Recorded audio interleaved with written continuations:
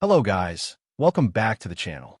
This is the second part of the story. What if Naruto became a drunken swordsman?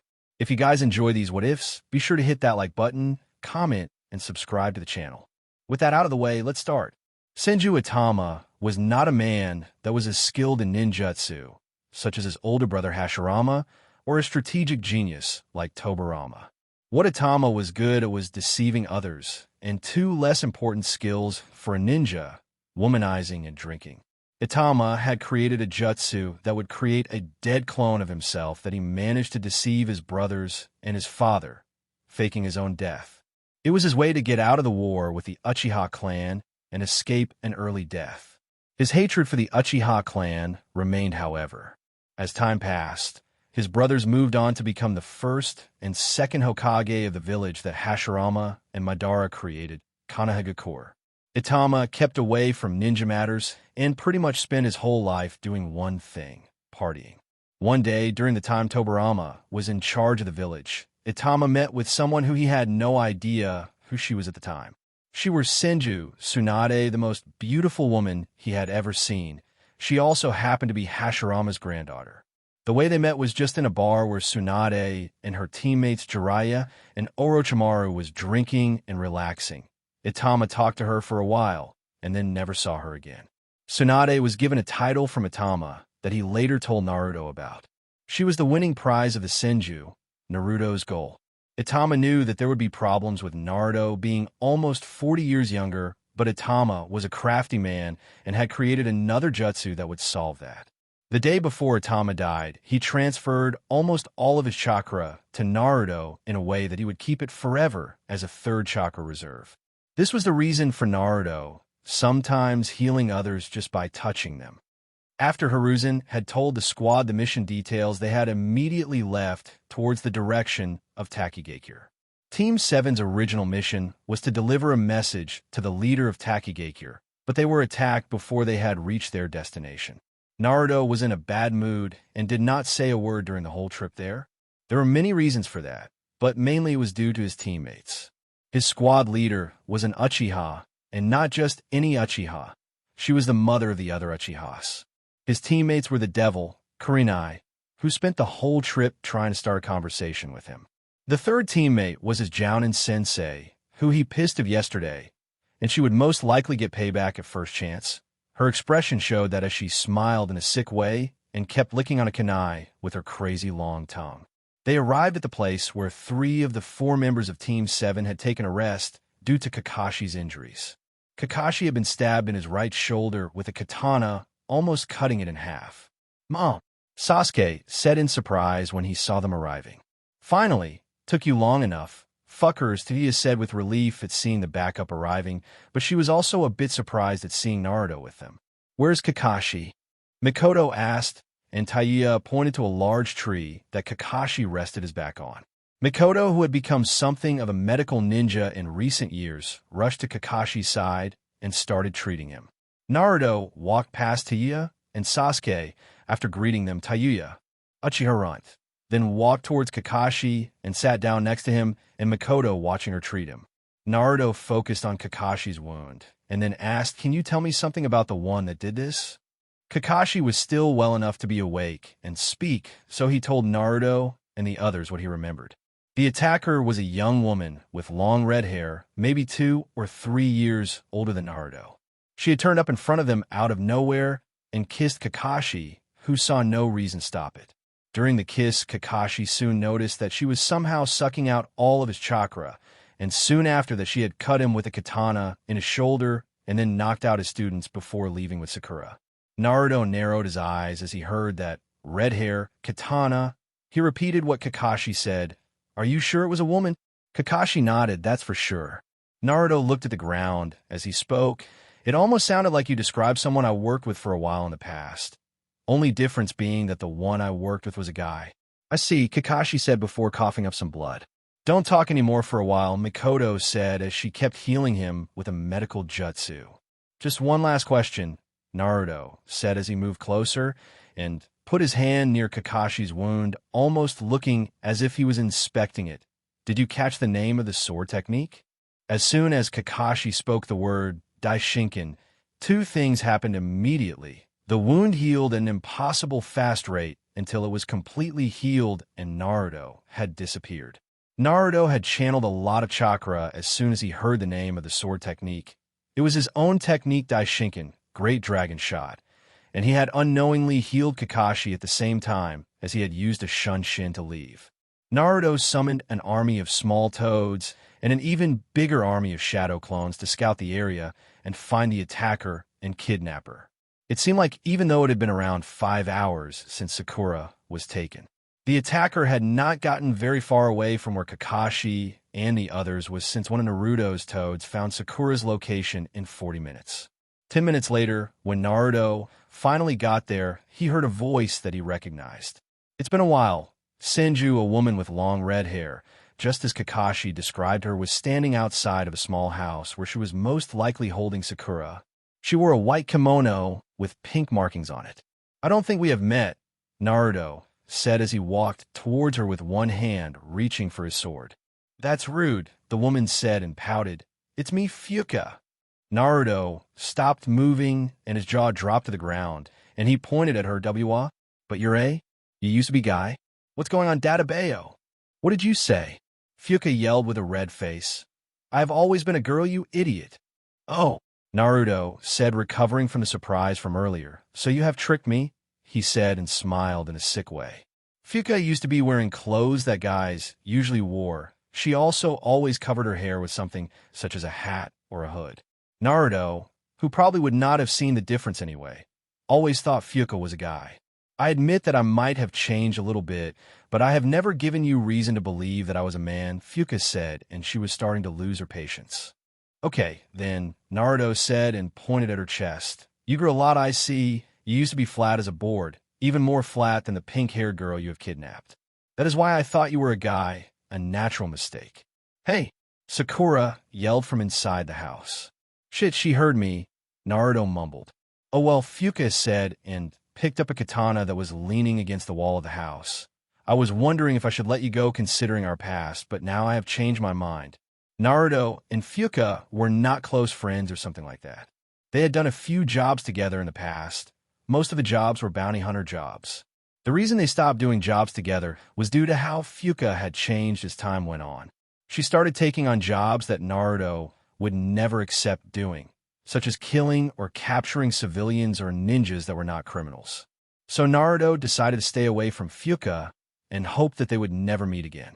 "Can I ask one thing before we start?" Naruto asked as he prepared himself to either get killed or to kill his old friend. "Go ahead. Why did you take the girl?" "Her," Fuka said with her thumb pointing at the house. "I'm selling her to some slavers. Easy money." "I see," Naruto said with anger showing from his expression. "You have kidnapped one of my comrades, and you have also used my own technique on another one." "Enough talking," Fuka said and sprinted towards Naruto. "I have missed your chakra," she said, yelled with a laugh. Fuka used to be the stronger of the two of them due to her being older than Naruto, but in speed they were pretty evenly matched. That was 2 years ago, and Naruto had grown a lot since then. Mostly, he had become much taller and gained more body strength. When two swordsmen had the same speed and around the same skill, it was almost always decided by who had the most body strength. Sure, son. Naruto yelled as he almost flew towards Fuka and slashed down with his sword, trying to cut her. Fuka had quickly moved out of the way and was now standing behind Naruto and attempted to pierce her katana through his back, but Naruto got away by quickly substituting with a wooden log. Naruto wasted no time to attack as he shot a Sanjiraku Pondo Ho sword slash towards Fuka, who barely managed to dodge it, as part of her kimono covering her left arm had been destroyed. "A new technique? How naughty," Fuka said and held her left arm. Naruto did not answer. Instead, he created 5 shadow clones, Ninpo, Kagabunshin no Jutsu. Fuka hated it when Naruto would use the few ninjutsu that he knew when they spar back in the day. Naruto knew about that and had decided to use ninjutsu for a while to anger Fuka and make her lose focus. Naruto held up a regular shuriken and threw it at Fuka Ninpo. Shuriken Kagabunshin no Jutsu.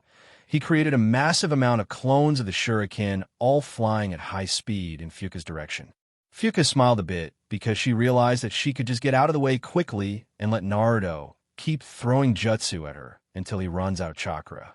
But that plan was quickly stopped when she saw that Naruto's clones had surrounded her, and she had nowhere to run except straight ahead into the flying shurikens. Ninpo, Kitan, Inden. Naruto's clone standing behind Fuka shot a large bullet of fire the size of 3 chujis at her. This was one of the new techniques Naruto had learned while training during his fishing trip. Fuka only saw one way to get out of this situation, and it was to use her fastest technique to quickly get over to the real Naruto's position and end the fight immediately. It looked almost as she teleported next to Naruto, but before she even managed to register where she found herself laying on the ground with Naruto's sword pierced through her shoulder, holding her stuck down to the ground. Naruto chuckled as that smile returned that he always got when he was about to kill someone. Such a shame, he said, and drew the sword out of her body and then aimed it at her heart. Just as he was about to connect, Fuka disappeared from the ground and now stood next to the house, once again holding her shoulder. I will not forget about this, Fuka said, and disappeared once again, but this time she must have teleported further because he could not see her. Naruto could have chased after her, but chose not to. The mission was to save Sakura, not kill Fuka, and since Sakura was still in the house, he had completed the mission and redeemed himself from his failure on the last mission. I will never understand women, Naruto mumbled as he walked into the house and saw Sakura sitting on the floor with her hands and legs tied up.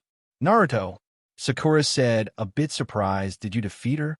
Naruto nodded and cut the ropes, allowing Sakura to move again. Sakura stood up and hugged Naruto. Thanks, Naruto, she said, and started crying into his chest. Meanwhile, Naruto just stared at the top of her head with his eyebrows twitching. He did not know what else to do. He had never been in this situation before. A minute or so later, Sakura had calmed down a bit, and Naruto told her that they should get back to the others who were probably looking for them. This was something Naruto didn't know how to do. Naruto threw Sakura over his shoulder so that her upper body was hanging out behind him and her legs flying around in front of him, and then ran back to where they met Team 7. Naruto said as he was currently jumping from branch to branch in the forest, heading back to the others while carrying Sakura. What is it? A somewhat irritated Sakura answered as she was not exalted about the way Naruto carried her. When we arrive, I want you to do something for me. Okay, what do you want me to do? 20 minutes later, Naruto arrived at the big tree where Kakashi was still resting. The others that was gathered around Kakashi, with the exception of Anko, who had headed out looking for Naruto. Naruto put Sakura down on the ground. She then walked up to the others and spoke while trying to change her voice to sound more like Naruto. The mission. She took a long pause, is completed. Dagozaru. Kakashi sighed a sigh of relief as he saw Sakura was okay. Kurenai was currently glaring at Naruto, and that was making his eyes twitch, as well as the Dagozaru comment Sakura added that was totally unnecessary. Good job, Naruto, Mikoto said, walking over to him and putting a hand on his shoulder. But next time, please follow my orders and don't do things on your own, okay? She added with a smile. Sakura then looked a bit uncomfortable before she spoke again with a changed voice. I don't see any reason to stay with you lot. I will take my leave and report to Monkey Dagozaru. Naruto stuck out his tongue as he did hand sign and disappeared using Shunshin. What an odd guy he turned out to be. Mikoto spoke to herself before she left the others to find Anko, so they all could return to Konoha. Kurenai, who was now glaring at Sakura, instead of Naruto, as soon as he was gone, told her, yes. Sakura said, a little bit uncomfortable. Don't think it means anything just because he carried you, Kurenai, and then stopped glaring at her before looking back at her, adding, HMPF, before leaving herself, most likely running after Naruto. The bitch! Taiya yelled and ran after Kurenai, while Sakura just stood there with her jaw dropped, thinking, what the hell is going on? HN, stop standing there with your mouth open, Sasuke said to Sakura and pointed to Kakashi. Help me carry him back. Sakura did as she was told, but thought Naruto would never let me carry anyone. Wait, what am I thinking? When Makoto came back with Anko, she asked, "Where are Kurenai and Taiyuya?" "They left," Sasuke answered. "Left where?" "Most likely they went after the idiot." "Which idiot?" "Naruto, I think his name was." I see Makoto sighed before looking around and noticed that Anko was now gone. Not her too. A few hours later, Hiruzen's office.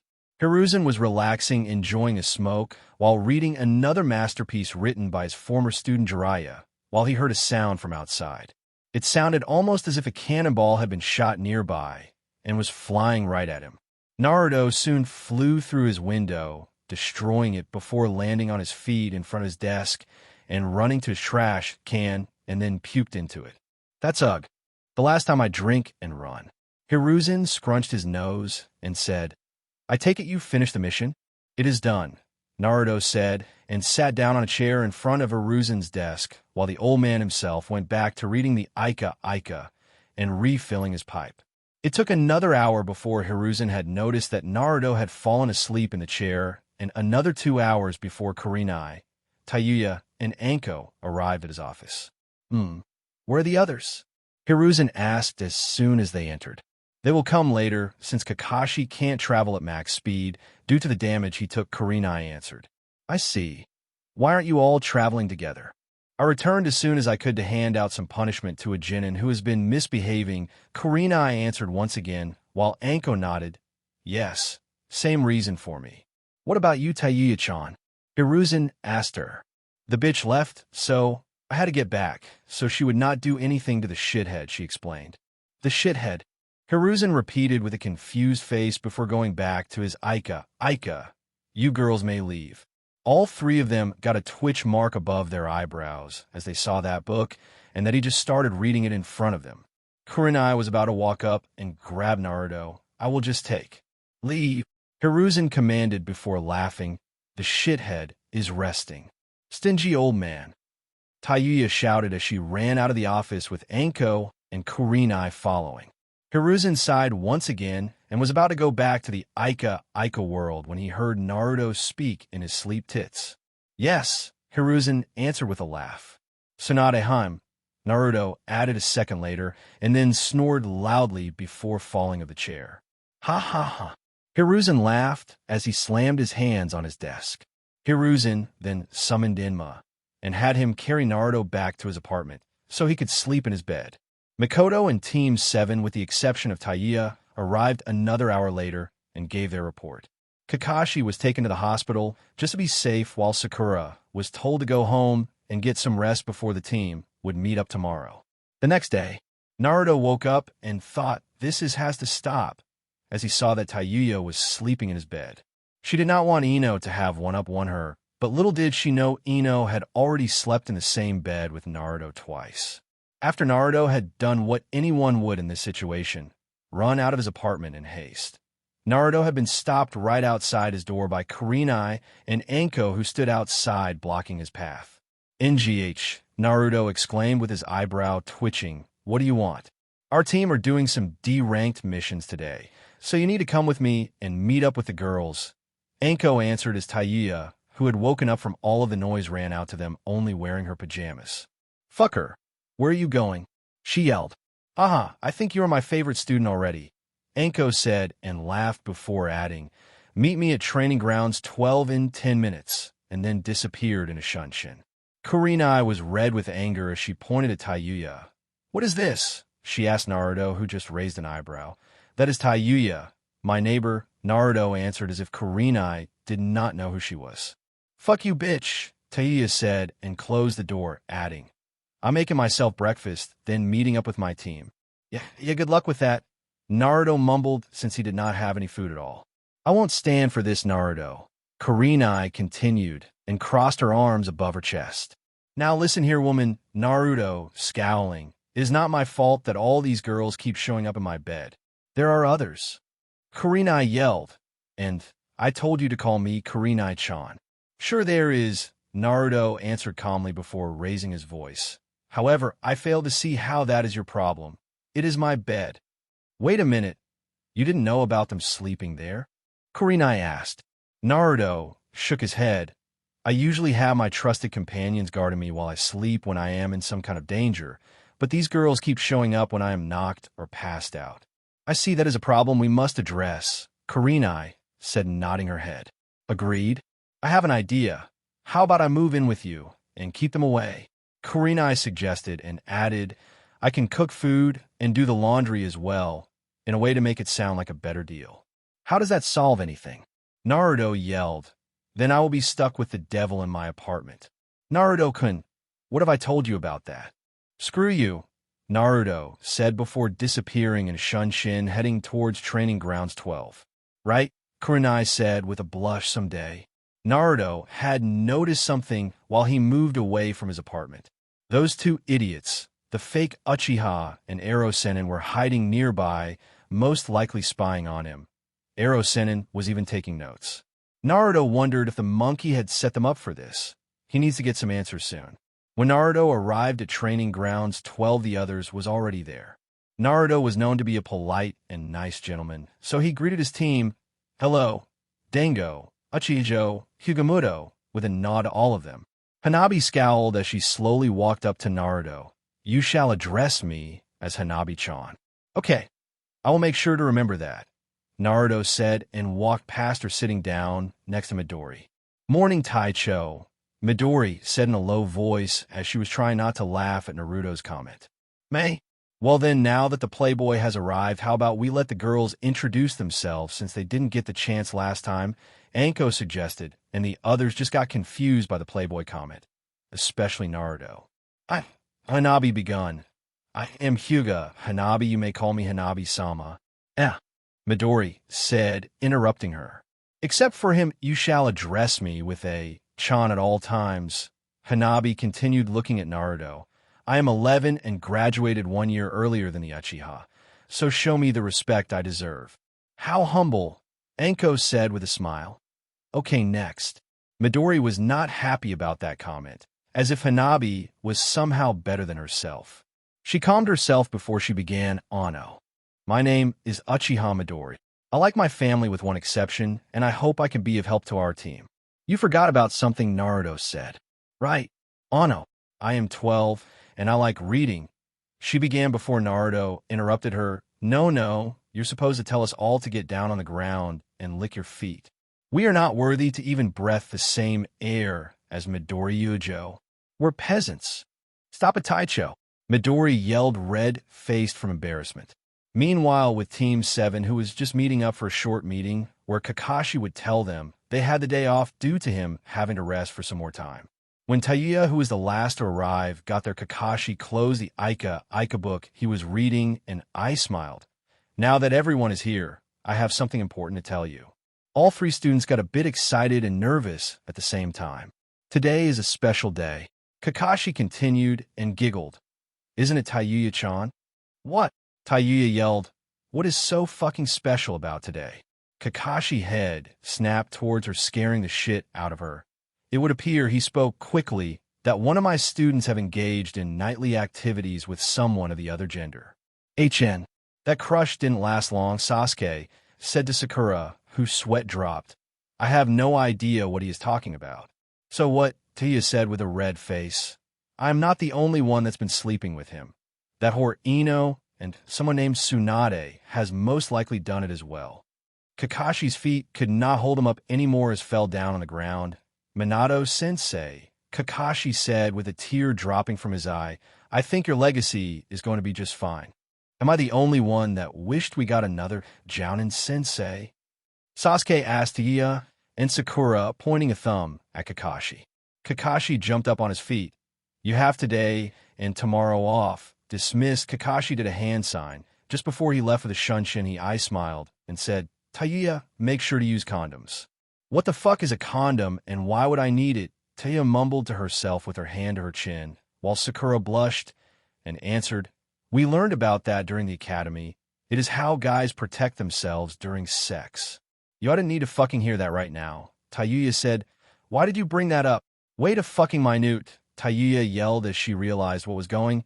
I'm going to kill that creepy one-eyed scarecrow, and then ran away angry as hell, trying to find Kakashi. Sakura, Sasuke said once they were alone. Yes, Sasuke-kun? HN. Sasuke readied himself for a hard question. Would it make you happy if I told you that you were the most normal on our team? Of course, Sasuke-kun, how sweet of you. Happy enough to leave me alone? No. HN. Sasuke then left the training grounds without any word, while Sakura thought back on what she had heard this morning. She was now heading towards Ino to find out who the guy was that both she and her teammate had nightly activities with. Naruto spent the day getting introduced to D-ranked missions. After that, he decided to drink more than he has ever done before and passed out his bathroom. This time, he made sure to summon his bodyguards. One boring week passed where Naruto did more D-ranked missions with his team. For the whole week, he was able to sleep normally and had not heard anything from the Toad brothers about any intruders trying to get into his bed. Naruto, as usual, spent the free time after the missions drinking sake and training. Katan, Inden, and Bunshin was two jutsu that Naruto had learned early on in his training. He had also learned Katan, Hozenka no Jutsu, Fire Release, Phoenix Sage Fire Technique, and most recently started practicing on two water techniques being Mizudepo no Jutsu, Water Pistol Technique, and Sueten, Hahanryu, Water Release, Tearing Torrent. Hiruzen had left the village for a while because he was having a rather important meeting with the Raikage. The Jin and squads have been told to focus on training and working on their teamwork for the time that their Hokage will be gone instead of doing D-ranked missions handed out by his advisors. Hiruzen left the village yesterday, and the Jinins had not been told about it yet. When Naruto arrived at Training Grounds 12, the last one to arrive, as usual, Anko told them what the Hokage had suggested. Naruto saw no problem with training, but working on their teamwork was something that bugged him. Teamwork? Naruto questioned just after Anko was done explaining the situation. Define teamwork, he continued. Well, how you three can work together to finish the task you've been given. This should be obvious, Anko answered. Okay, I think I get it, Naruto said, then turned to Midori and Hanabi Ujo Imuto-san. I need you two to practice your Shanshin. Hi Taicho, Midori answered while Hanabi just responded with a TCH, due to Naruto adding san after instead of Chan. What for? Midori asked. If we ever get into a battle with enemy ninjas, I need you two too, Naruto said slowly, and both of the girls and Anko listened intently. Get out of there as quickly as possible, so you won't be in my way as I dispose of the enemy. Midori and Hanabi fell back on their bums in surprise after hearing that, while Anko just laughed. Okay then, Hanabi-chan and Midori-chan, you two come with me, and we'll begin going over some strategies we can use during missions. Hi, they both answered. Naruto, since you won't cooperate, I have found something else you can do for today, Anko said, and gained a huge grin. Go to Training Ground 8 and report to the Jounin Sensei of Team 8.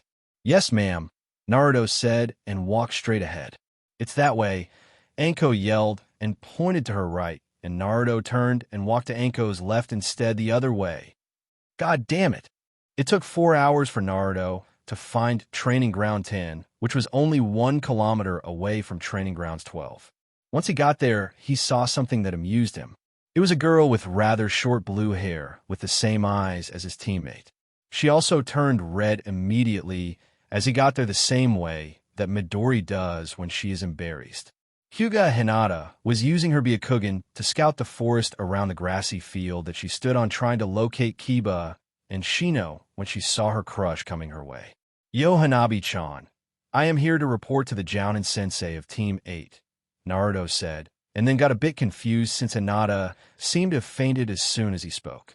Naruto also had that feeling that he had met this girl before, but he just could not remember when.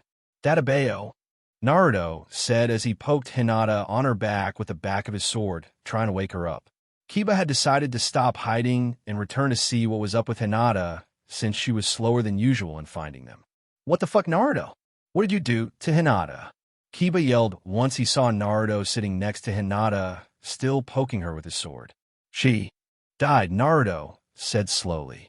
Naruto, Kiba said with a glare, but stopped when Hinata had moved closer to Naruto in her sleep and hugged the arm that he used to poke her with the sword. Kiba's sweat dropped and asked, did she fall asleep? Greetings, Uzumaki, Naruto Naruto heard a low voice say, and he looked around the area, trying to find the source of it. Standing right in front of him, leaning on a tree, was Shino with his regular outfit. "Yo," Naruto said as he saw him, then focused on Kiba. "You know where I can find the sensei of teammate?" "Yeah, sure, but first I want to know what happened to Hinata." "I arrived here.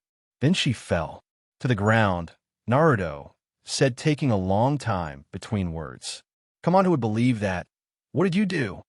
Just after Kiba asked that, Hinata opened her eyes and said with a big smile, "I had a wonderful dream." "Arara?" Naruto leaned down and put his face right in front of her as care to tell. They could literally see her face going from pale to red within seconds as Hinata fainted once again. "See, what did I tell ya?" Naruto said, jumping back, resheathing his sword. "If your sensei is not around, then I am done here." As she fainted, Kiba stammered comically. "That is odd, but it has happened before," Shino reminded Kiba. "That's because 3 years ago." Kiba ignored Shino when he explained that the last time Hinata had fainted was when she was sitting next to Naruto in class over 3 years ago. Instead of listening, Kiba told Naruto she should be around here somewhere. "Your sensei should know that I don't like when people waste my time." Naruto was losing his patience. He had more important things to do. "Listen, guys, there is—" "What now, Shino?" Kiba yelled. "Kurenai sensei is here. That's because there is a tree behind Naruto," Shino said, pointing at a small tree that had appeared out of nowhere behind Naruto. One of its branches was getting bigger and bigger until it captured Naruto, so he could not use his arms, and hugged him towards the tree, making it impossible for him to escape. "Megan, Jabaku, demonic illusion, tree binding." Kurenai announced the name of the jutsu after her upper body emerged from the tree above Naruto. "I'm stuck," Naruto exclaimed with a scowl. "Hey, sensei, do you know what's wrong with Hinata?" Kiba asked, not really caring at all that Kurenai had used one of her strongest techniques to bind his genin friend. "She is fine. You two can take her home as you have the rest of the day off," Kurenai said, and Kiba and Shino did as they were told and carried Hinata out of the field. And Akamaru was on Kiba's head all the time sleeping. "I have not forgotten about him, no way." "Guys," Naruto yelled, "I will let you go as soon as you agree not to run away." Kurenai whispered into Naruto's ear. "I was told to report to the Jounin sensei of Team 7, so what do you want?" Naruto asked. "You are going to help me as punishment for misbehaving in the past." "Okay, sounds easy enough." Naruto agreed quickly, but had no intentions of actually helping her. As soon as she let him go, he was out of there. "Good. I actually expected you to refuse." Kurenai smiled as she released the Jinjutsu, allowing Naruto to move again. "So what is it you need me to do?" Naruto asked out of curiosity as they were now facing each other. "Just come with me and help me carry some stuff I have to buy," she answered and smiled a little as she did. Naruto was going over scenarios of how this would turn out and how it would end up with Kurenai screwing him, not literally. "If I do this," Naruto said slowly with his arms crossed and his eyes closed, "would you, perhaps, show me your panties?" Naruto opened one eye slowly, just in time to see Kurenai's leg connect with his head as she had kicked him. "Arg, why did you do that for Yuich?" Naruto screamed as he held his head. He was soon unable to even hold his head as Kurenai had her legs around his neck within a leg lock. "What was that?" "Naruto-kun." She purred into his ear. "I'm sorry, Kurenai-chan." Kurenai let go off him as she jumped off and said, "Now let's go, we don't have all day." Naruto followed Kurenai without saying anything with a big scowl on his face for about 2 steps before Kurenai stopped and bent down to hold her leg. "I hurt my leg when I kicked you," Kurenai said and winced a little as she nursed her leg. "You will have to carry me." Naruto's eyes twitched as he picked her up and carried her bridal style like last time. "I hate you," Naruto growled, then ran towards the village with Kurenai, giggling. Kurenai, of course, was not hurt at all and only used it as an excuse to have Naruto carry her. Kurenai gave him the directions to one of many clothing stores that they visited. Naruto spent the whole day walking behind Kurenai with his hands full of bags with Kurenai's newly bought clothes. Before the what Kurenai saw as a date and Naruto as torture was over, they visited Ichiraku's to order a bowl of ramen each. When Naruto had carried Kurenai and his clone had carried the bags back to her apartment, Kurenai had thanked him for the help and said, "I hope we can do this again sometime." Naruto had smiled a foxy smile and answered, "Yes, sure." When Naruto got home that night, he drank all the sake he had left, which was not that much, since he did not have that much money left considering Hiruzen had yet to pay him for any of the missions. Thinking fast, Naruto grabbed his sword and walked into his bedroom. He then looked at the wall that was connected to Taiyuya's apartment and cut a big hole in the wall before entering Taiyuya's bedroom. Taiyuya was doing something that looked hilarious to Naruto. She was jumping around hitting a dummy of what had to be that Kataki Hakashi sensei of hers, only wearing an orange t-shirt with the Uzumaki swirl on it and underwear. "I'm out of sake. Can I have some?" Naruto asked, standing behind Taiyuya, who had not realized yet that Naruto had cut a hole in her wall and walked in her bedroom as she was busy practicing. "Kaya!" Taiyuya exclaimed in surprise as she jumped up the air before turning around and facing Naruto with a big blush. "What the fuck are you doing here, shithead?" "Sake," Naruto said slowly, while Taiyuya noticed the big hole in her wall. "What did you do to my fucking wall?" she yelled, and then looked around to find her pants. "I had to ask if you had any sake, so I cut it," Naruto said with a grin. "Are you stupid?" Taiyuya asked. "Why didn't you just knock on my front door?" she asked as she put on a pair of black pants. "A good question indeed," Naruto said as he sat down on Taiyuya's bed and crossed his arms. "Why did you put on your pants?" Before Taiyuya could respond, they both heard the sound of someone knocking on the front door. Naruto went to open Taiyuya's door, while Taiyuya attempted to stop him as she tried to drag him back to the bedroom, but Naruto would not budge and just kept going. When Naruto opened the door, he expected a person to be standing outside. Instead, he saw two small creatures that both carried something. Konomaru and Udon was going to prank their boss Taiyuya in a way to get her respect, the way the intent to do that was to throw a bucket of white paint and feathers at her. Naruto just raised an eyebrow at the creatures and waited for them to move or say anything. "Who are you, Kore?" Konomaru asked, pointing at him. "Maybe he heard our boss," Udon added with a frightened expression. Naruto grinned in a way that scared the shit out of Konomaru and Udon before he answered. "Senju." Wanted to get the fuck out of here as soon as possible, Konomaru threw the bucket with paint at Naruto, and after Udon threw the feathers, and they both ran away screaming. Naruto just stood there outside Taiyuya's door, scratching his head in confusion with the paint and feathers covering him. Taiyuya, who was standing far enough behind Naruto not to get any paint on her, laughed at him. "You look like a fucking chicken, shithead." Naruto looked at the paint and feathers covering his arms and most of his clothes, opening his mouth wide in surprise, before getting angry. "Taiyuya, who were those two?" "Just Konomaru and Udon, two annoying little kids," Taiyuya answered, still laughing at him. "I see," Naruto answered, appearing pretty calm. Then he smiled and scratched the back of his head.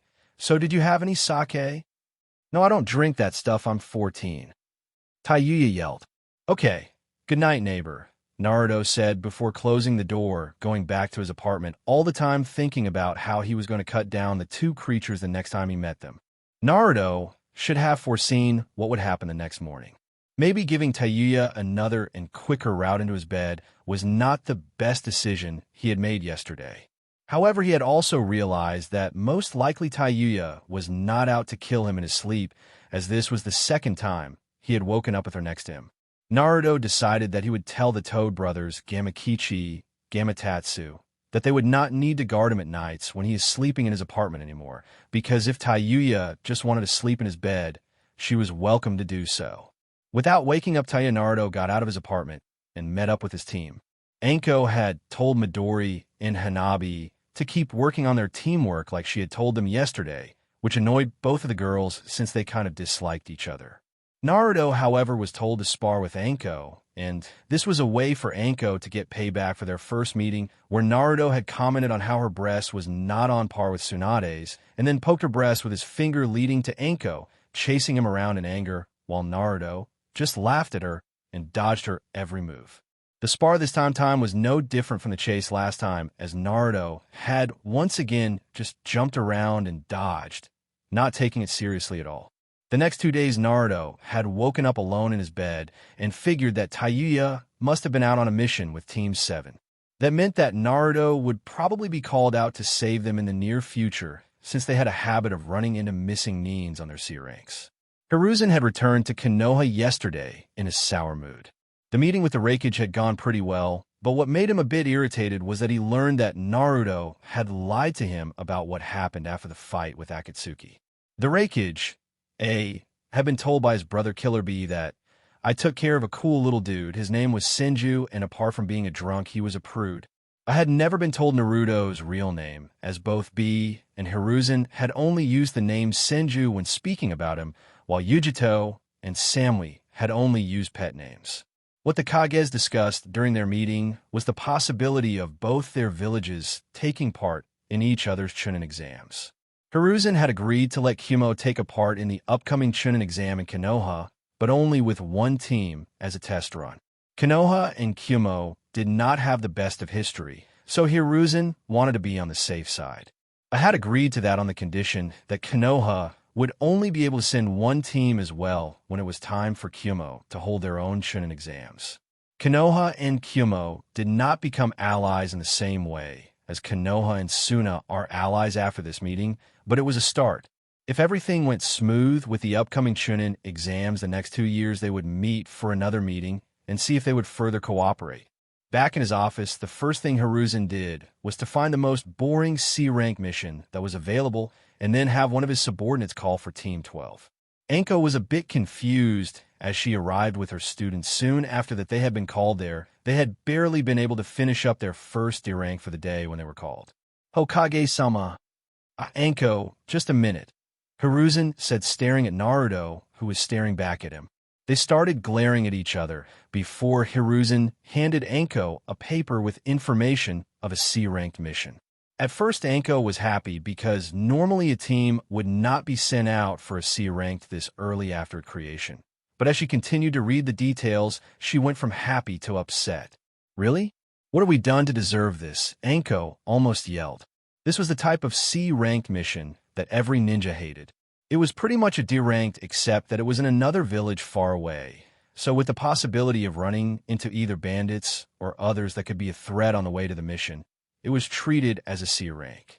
Hiruzen did not answer. Instead, he continued to stare down Naruto, who did the same. "You want to go, monkey?" Naruto threatened with a wide, foxy grin. The next few seconds scared the shit out of Hanabi and Midori as they saw something both terrifying and also in their minds incredible. Hiruzen had almost flew out of his seat, launching himself towards Naruto, who had taken a hit to his head before he disappeared in a puff of smoke.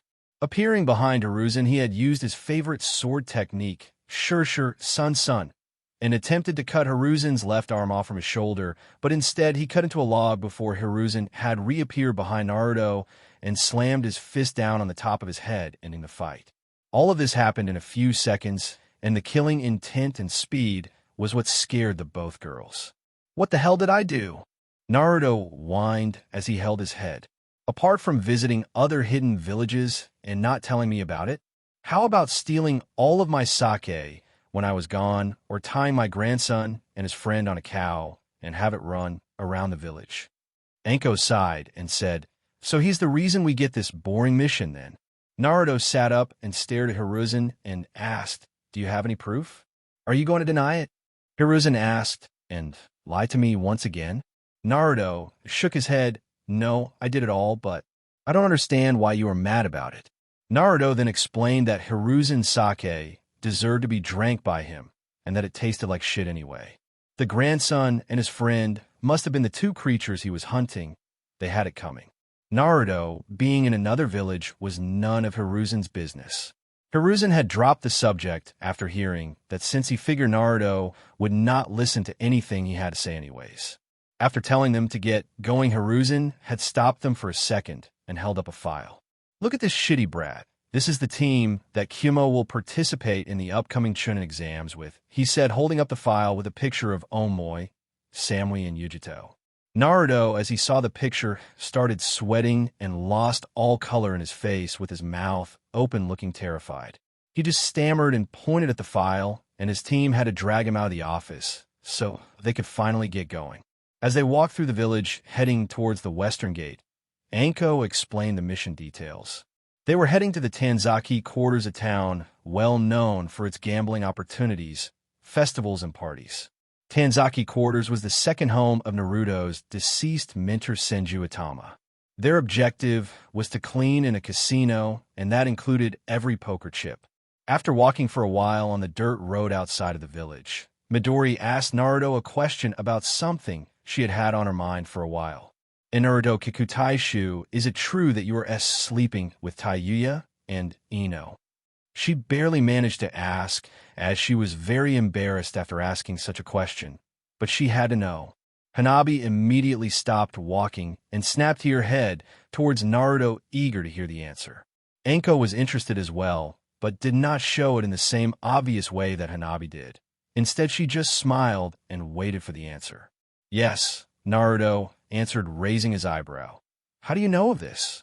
I overheard Sakura and Ino talking the other day. Midori stuttered out, backing away, a little, almost hiding behind Anko due to the way Naruto was staring at her. Anko laughed. Why, you are one lucky guy to have two girlfriends. Naruto's confused expression told them that he had no idea what she was talking about. You said you were sleeping with them, and they both know of it, so I just assumed. Anko began explaining. What of it? Naruto interrupted her. If they want to sleep in my bed, they are free to do so, so long as they don't have any ulterior motives. Oh no, I misunderstood the situation, and now Taicho is going to be mad at me, Midori thought sadly. Just sleep. Anko slapped her hand to her head. How boring. I don't understand what is so special about them sleeping with him in the first place, Hanabi said, and held up a finger. I've slept with him for years already. Midori screeched. Nonsense, Naruto said and began walking again. It's true, Hanabi yelled before telling her story. It started when her big sister Hinata was saved by Naruto from a couple of bullies when they were a lot younger. Hinata had gained a huge crush on Naruto after that, and some years later acquired a mini-stuffed version of Naruto. Hanabi had been jealous and had received on as well, and she always had it with her in bed.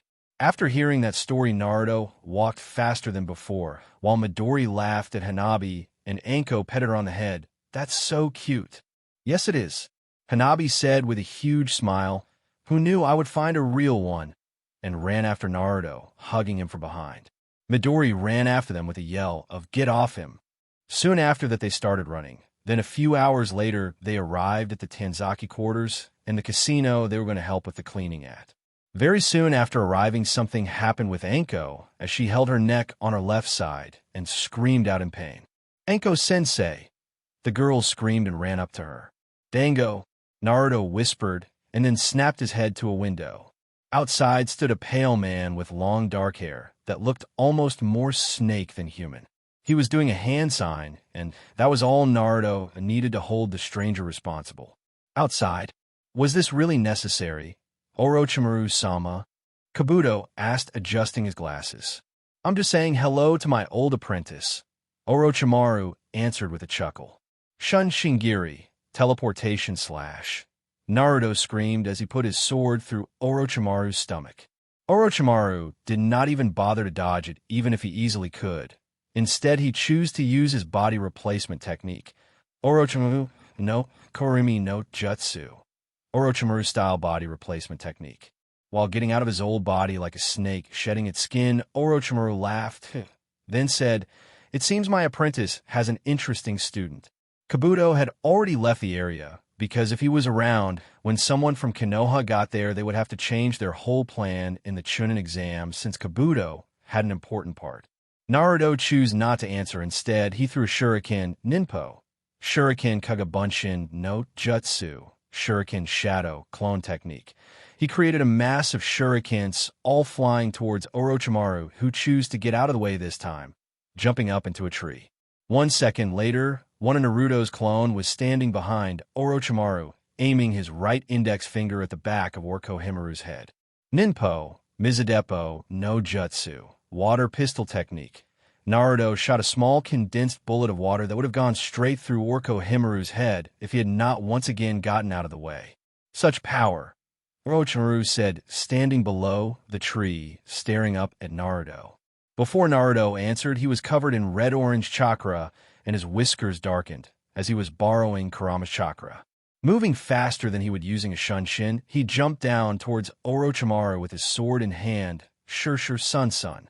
Naruto shouted as he slammed his sword down at the ground, as he had missed Orochimaru again. Orochimaru chuckled as he walked out from behind a tree. "We will meet again, Uzumaki Naruto," he said before sinking into the ground and leaving the area. Naruto wasted no time as he used Ninpo, Kuchiyos no Jutsu, summoning technique, to summon Gamakichi and Gamatatsu. "I need you two to help me find a snake," Naruto told them, and hinged into Orochimaru to show them exactly what he meant. The three of them then ran out of the Tanzaki quarters, searching for Orochimaru. After a while, Naruto took out his bingo book and opened the page with Orochimaru's information. Orochimaru, one of the three Sannin's former teammate of Senju, Tsunade, and Jiraiya. Naruto read out loud with a big grin. Then he thought, this mission just got interesting. Thanks, monkey. With Anko and the rest of Team 12. A minute or so after Orochimaru had stopped the jutsu, the pain Anko was feeling from her curse mark disappeared. "Anko-sensei, are you okay?" Midori asked, seeing the panicked look on Anko's face. "I'm okay, but we need to get back to Konoha as fast as possible," Anko answered. Then she took a look around the casino. Where did Naruto go? Hanabi, who was standing near the window, was a bit shaky as she answered. "He was fighting with something that looked human, but I'm not sure if it was." "What?" Anko screamed. "Come on, we have no time to waste. We are heading back to Konoha right away," and ran out of the casino. "Yes, sensei." Both girls ran after her. Anko created a shadow clone, which would take Midori and Hanabi back to Konoha while she went to look for Naruto, with Naruto heading northwest after leaving the Tanzaki quarters. "This is so exciting," Naruto thought as he jumped from branch in a forest that was pretty close to Konoha. Naruto and the Toad brothers had split up earlier to quicken the search. Naruto saw Gamakichi approach him as the Toad jumped up and sat on his head. The snake and his partner split up some ways ahead. His partner headed towards the direction of Konoha. Naruto stopped jumping and Gamakichi jumped down to the ground and transformed into Kabuto. Hinge. This is what he looked like. "Good job, Kichi," Naruto said, and then unsealed a chocolate bar from a scroll that he threw to the Toad. "Thanks, boss.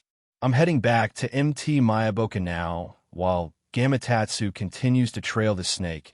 Gamakichi disappeared in a puff of smoke after that before Naruto could tell him otherwise. Gamakichi had heard the name Orochimaru before and was going to report to Gamabunta about what was going on. "Don't abandon your mission before it's completed, Baka." Naruto yelled to no one since Gamakichi was already gone.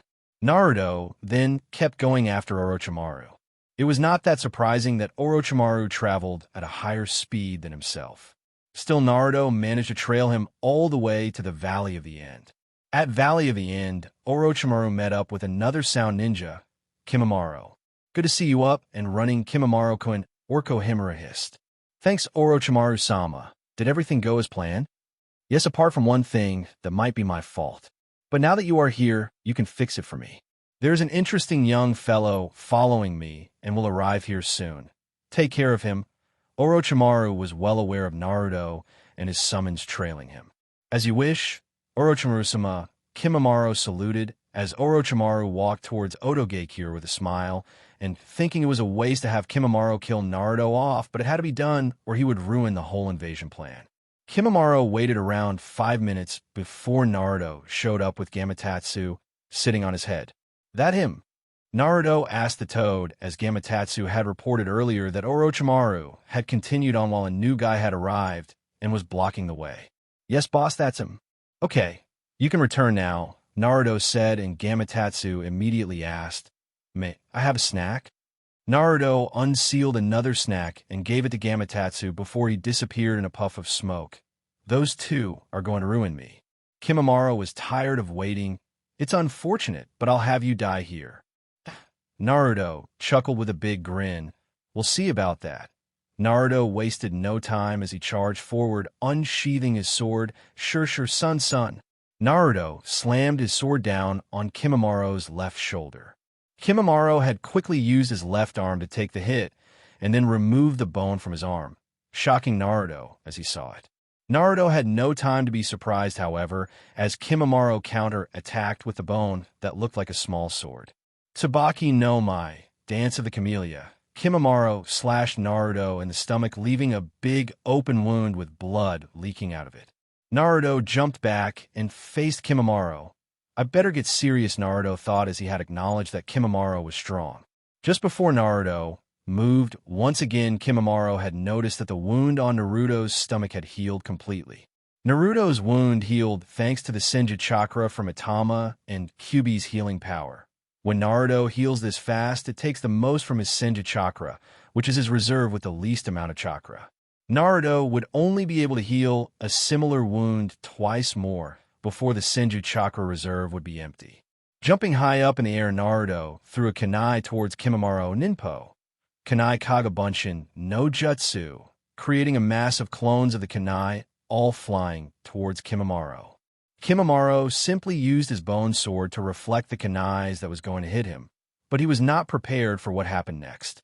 What Naruto had actually done was creating a shadow clone that transformed Hinge into the kunai that he threw. Naruto then created a mass of shadow clones, all transformed into a kunai. The kunais quickly changed into shadow clones, all doing the same hand sign. Ninpo, Bunshin Daibika, Clone Great Explosion. All the clones exploded, creating a large fire that Kimimura was stuck in. After a minute or so, the fire had calmed down, and Naruto was able to see that Kimimura had been able to lessen the damage by going under the ground to avoid the fire. But what shocked Naruto was Kimimura's new appearance. He did not look human anymore, as Kimimura had activated the second stage of the Cursed Earth Seal. I see now why Orochimaru-sama wanted you dealt with, Kimimura said, as the smoke surrounding him slowly disappeared, giving Naruto a better view of his new form. A young Konoha Shin boy with so much power. You could be a problem for our future plans, Kimimura said, and then ran at Naruto, and extremely fast leaving after images behind him. Naruto had no time to reply to what Kimimura just said as he was running at him. Naruto quickly used Shunshin to get away from Kimimura, but that was no help since Kimimura ran even faster and caught up to him. Tsubaki no Mai, Kimimura exclaimed, doing the same sword attack, but this time faster and stronger, slashing Naruto over his stomach and sending him flying. The wound this time was bigger and would be fatal for any normal person. But once again, Naruto healed it quickly, but now his Senju chakra reserve was empty and he had to rely solely on the Kyuubi for any healing powers. After healing the wound, Naruto stood up and saw Kimimura removing what must be his spine and then regrowing it. This was the ability of the Kagaya clan, their Kekkai Genkai bloodline limit.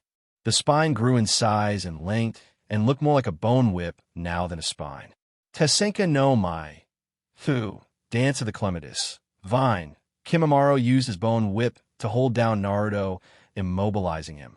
Naruto had no chance to dodge it since healing two large wounds twice in such a short amount of time had made it impossible for him to move fast for a while. Kimimura then used another technique to grow a large sharp bone lance covering his left arm. The lance is as long as Kimimura himself. Tesenka no Mai, Hana, Dance of the Clematis, Flower. Kimimura threw the lance with the sharp edge aimed at Naruto's head. You sure have grown soft and useless. Brat Kurama spoke to Naruto before giving him chakra enough for two tails to form behind Naruto.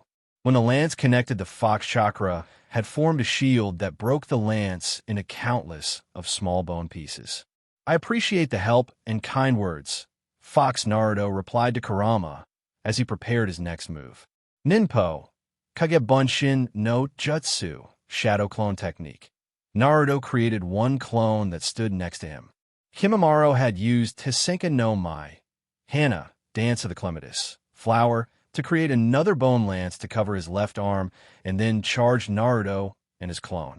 Naruto's clone had an evil as he jumped forward, almost rocketing himself towards Kimimaro, who was running at an insane speed himself. Daishinken, Great Dragon Shot. Naruto's clone slammed his sword down with both hands on Kimimaro's right-left shoulder. The sword cut down to just above Kimimaro's heart.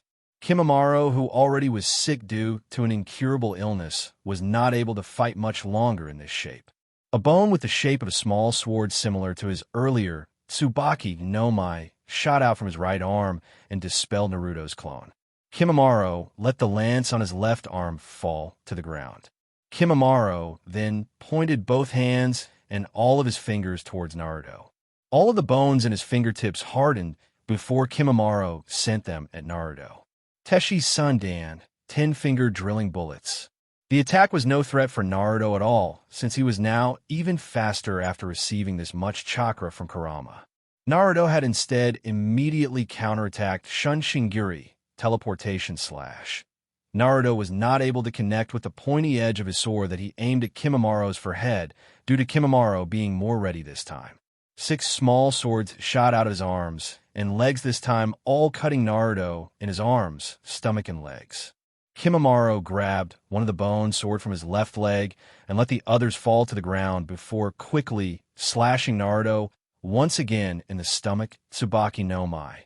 Naruto jumped back and held his stomach. The wound healed, but slower than before. It was still healing inhumanly fast thanks to the Fox chakra, speeding it up even more now that it was covering him. I can't go on, Kimimaro thought as he coughed up some blood. Trying to end the fight, quickly Kimimaro ran at Naruto once again with his bone sword. Hanayuta Sancho. Naruto gave him no time to attack as he flew past Kimimaro at a higher speed than Kimimaro was running. Yahazugiri. 3-verse humming. Arrow notch slash. Naruto yelled as he sheathed his sword while blood shot out from the wound covering Kimimaro's whole torso. Forgive me, Orochimaru-sama. Kimimaro thought as he sank down into the ground. Meanwhile, the Fox chakra covering Naruto disappeared. Naruto was panting as this fight had taken a lot out of him while he looked around waiting for Kimimaro to appear again. After a minute of waiting, Naruto reached for his shirt's pocket to grab the scroll where he had sealed some sake bottles. Just as Naruto did that, the ground fell apart and countless of huge bones covered the whole area. Naruto jumped far up in the air, and instead of taking the sake scroll, he unsealed another scroll, the one holding the Raijin no Ken. Naruto threw down his regular sword into one of the bones and then stood on it. When Kimimaro appeared from another bone right next to him with another lance covering his left arm ready to attack him, Naruto yelled, "Why won't you die?" and then slashed the Raijin no Ken into the air, Sanjiraku Pondo Ho. His flying slash attack was combined with electricity coming from the Raijin no Ken and connected with Kimimaro, who was sent flying back from the force and did not get back up again. Naruto breathed out a sigh of relief as he noticed Kimimaro had finally died.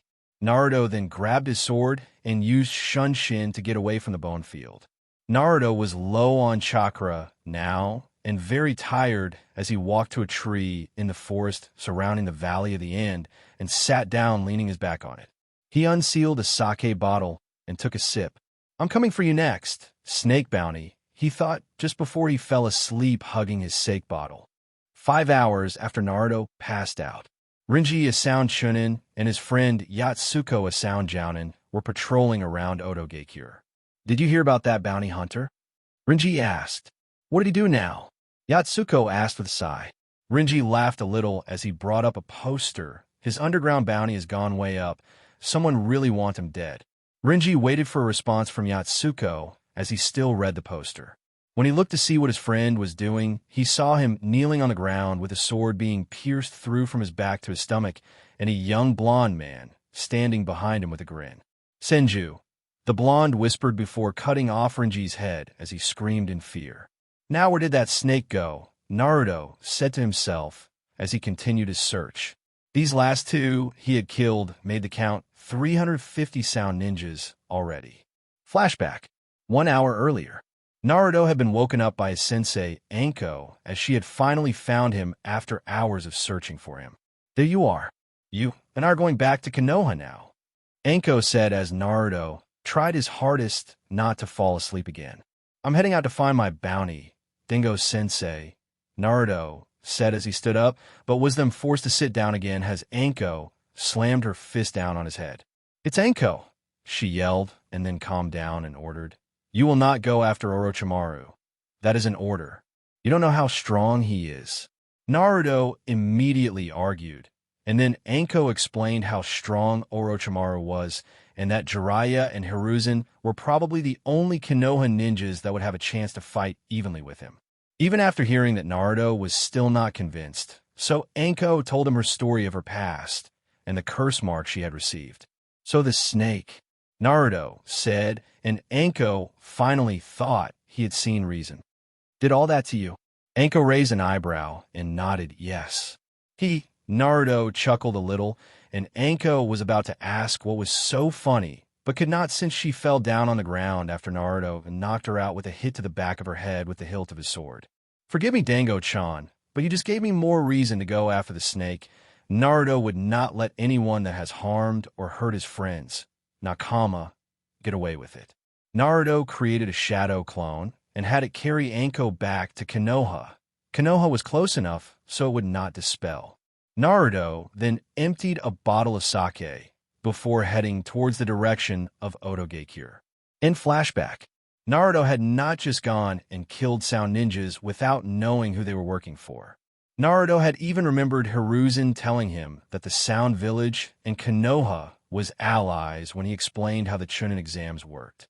But when Naruto tried to cross the border, he was met by a squad of 100 sound ninjas that had surrounded him.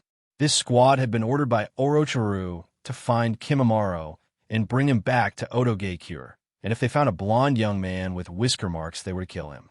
What this 100-man squad did not expect was that Naruto was a one-man army.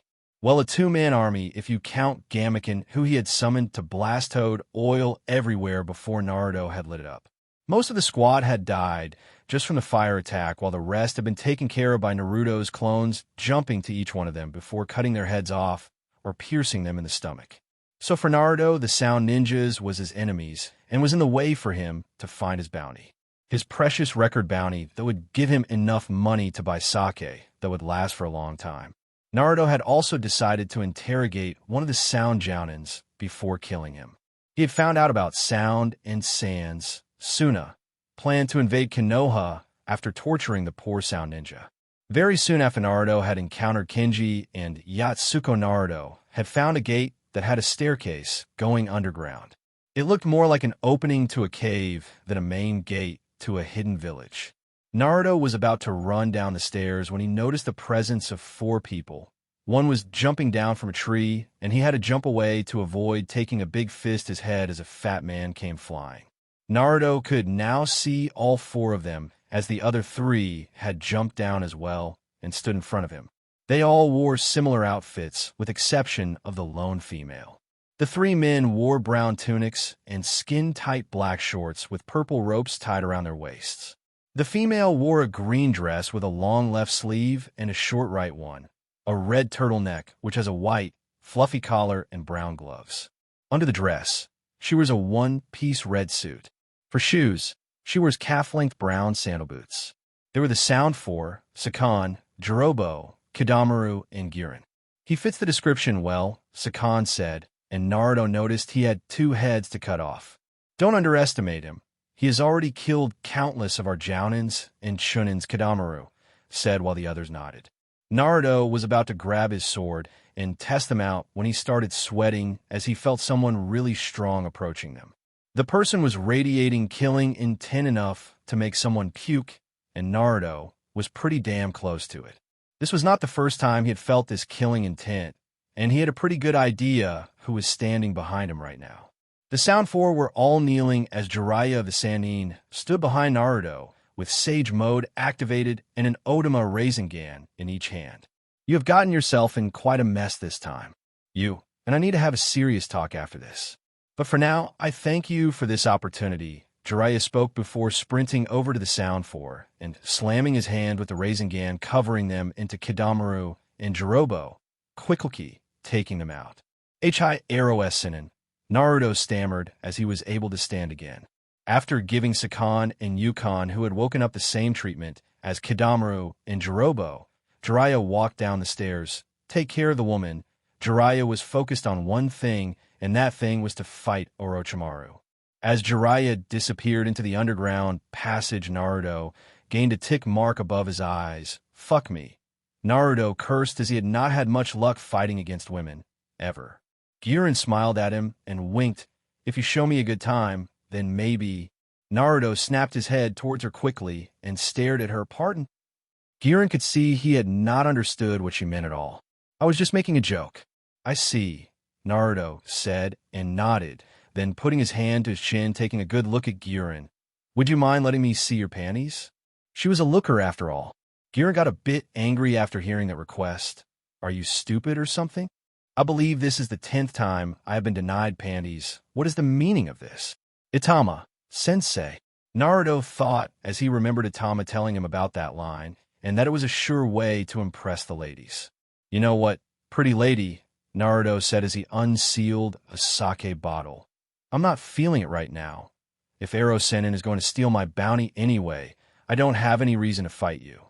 I will serve Orochimaru till I die, and you won't get away with this, Girin immediately answered, but quickly added. Who are you calling pretty lady? Huh? Naruto stared at her for a few seconds before shrugging and turning around and biting his thumb. Ninpo. Kuchios no Jutsu. Summoning technique. He summoned Gamekin. Forgive me, Naruto, but I was having dinner with my wife. Your wife? Naruto questioned. Tell me, Ken, does your wife show your panties? Gamekin shook his head. It might be a bit ungraceful, but she does not wear panties. We are toads after all. Naruto narrowed his eyes at Gamekin, then shooed him away with his hands. Get out of my sight. Gamekin disappeared in a puff of smoke after saying, always a pleasure. Ah, Naruto whined, slamming his hand on his head. I have wasted a lot of time. Then he began walking away, still ignoring Girin. Do you think I will just let you walk away? Girin said, and did a hand sign, preparing a jutsu. Naruto noticed it and turned around, gripped his sword. Girin got to experience the feeling of strong killing intent, once again similar to the way Jiraiya had unleashed it earlier, but not as strong. Still, it was enough to make her hesitate. Girin had seen a vision of her head being cut of, just as she had performed her jutsu, similar to how Hana had experienced the same thing. Naruto had seen Girin falling down on her knees from the pressure of the killing intent. He turned around and began walking away once again. He looked back one more time before disappearing into the forest and managed to see a young sound, Kunoichi, running up to the blue-haired woman and hugging her. That was Kanasound Genin, who would participate in the upcoming chuunin exams if everything went as Orochimaru had planned. Kin had been taken care of by Girin for a few years and received training from her as well, so she looked up to her as a big sister figure. Kin had been scared to death this night since she had seen Naruto several times killing of sound ninjas, two of them her teammates, Zaku and Dosu. She had felt the killing intent that came from him just before she arrived as well, and was now scared for her sensei. Kin hugged Girin and cried in her chest as Girin tried to comfort her the best she could.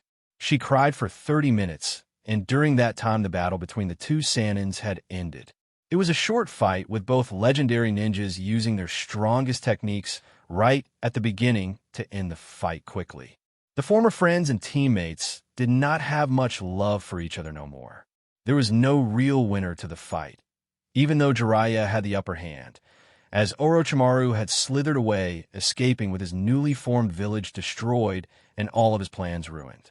Orochimaru knew who was responsible for all of this, the son of that goddamn Minato, who seemed to screw him over even in his death.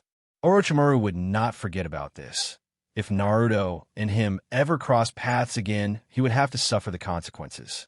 Jiraiya had figured that it was no point in chasing Orochimaru, as he had countless of jutsu that was great for escaping, making it impossible to catch him.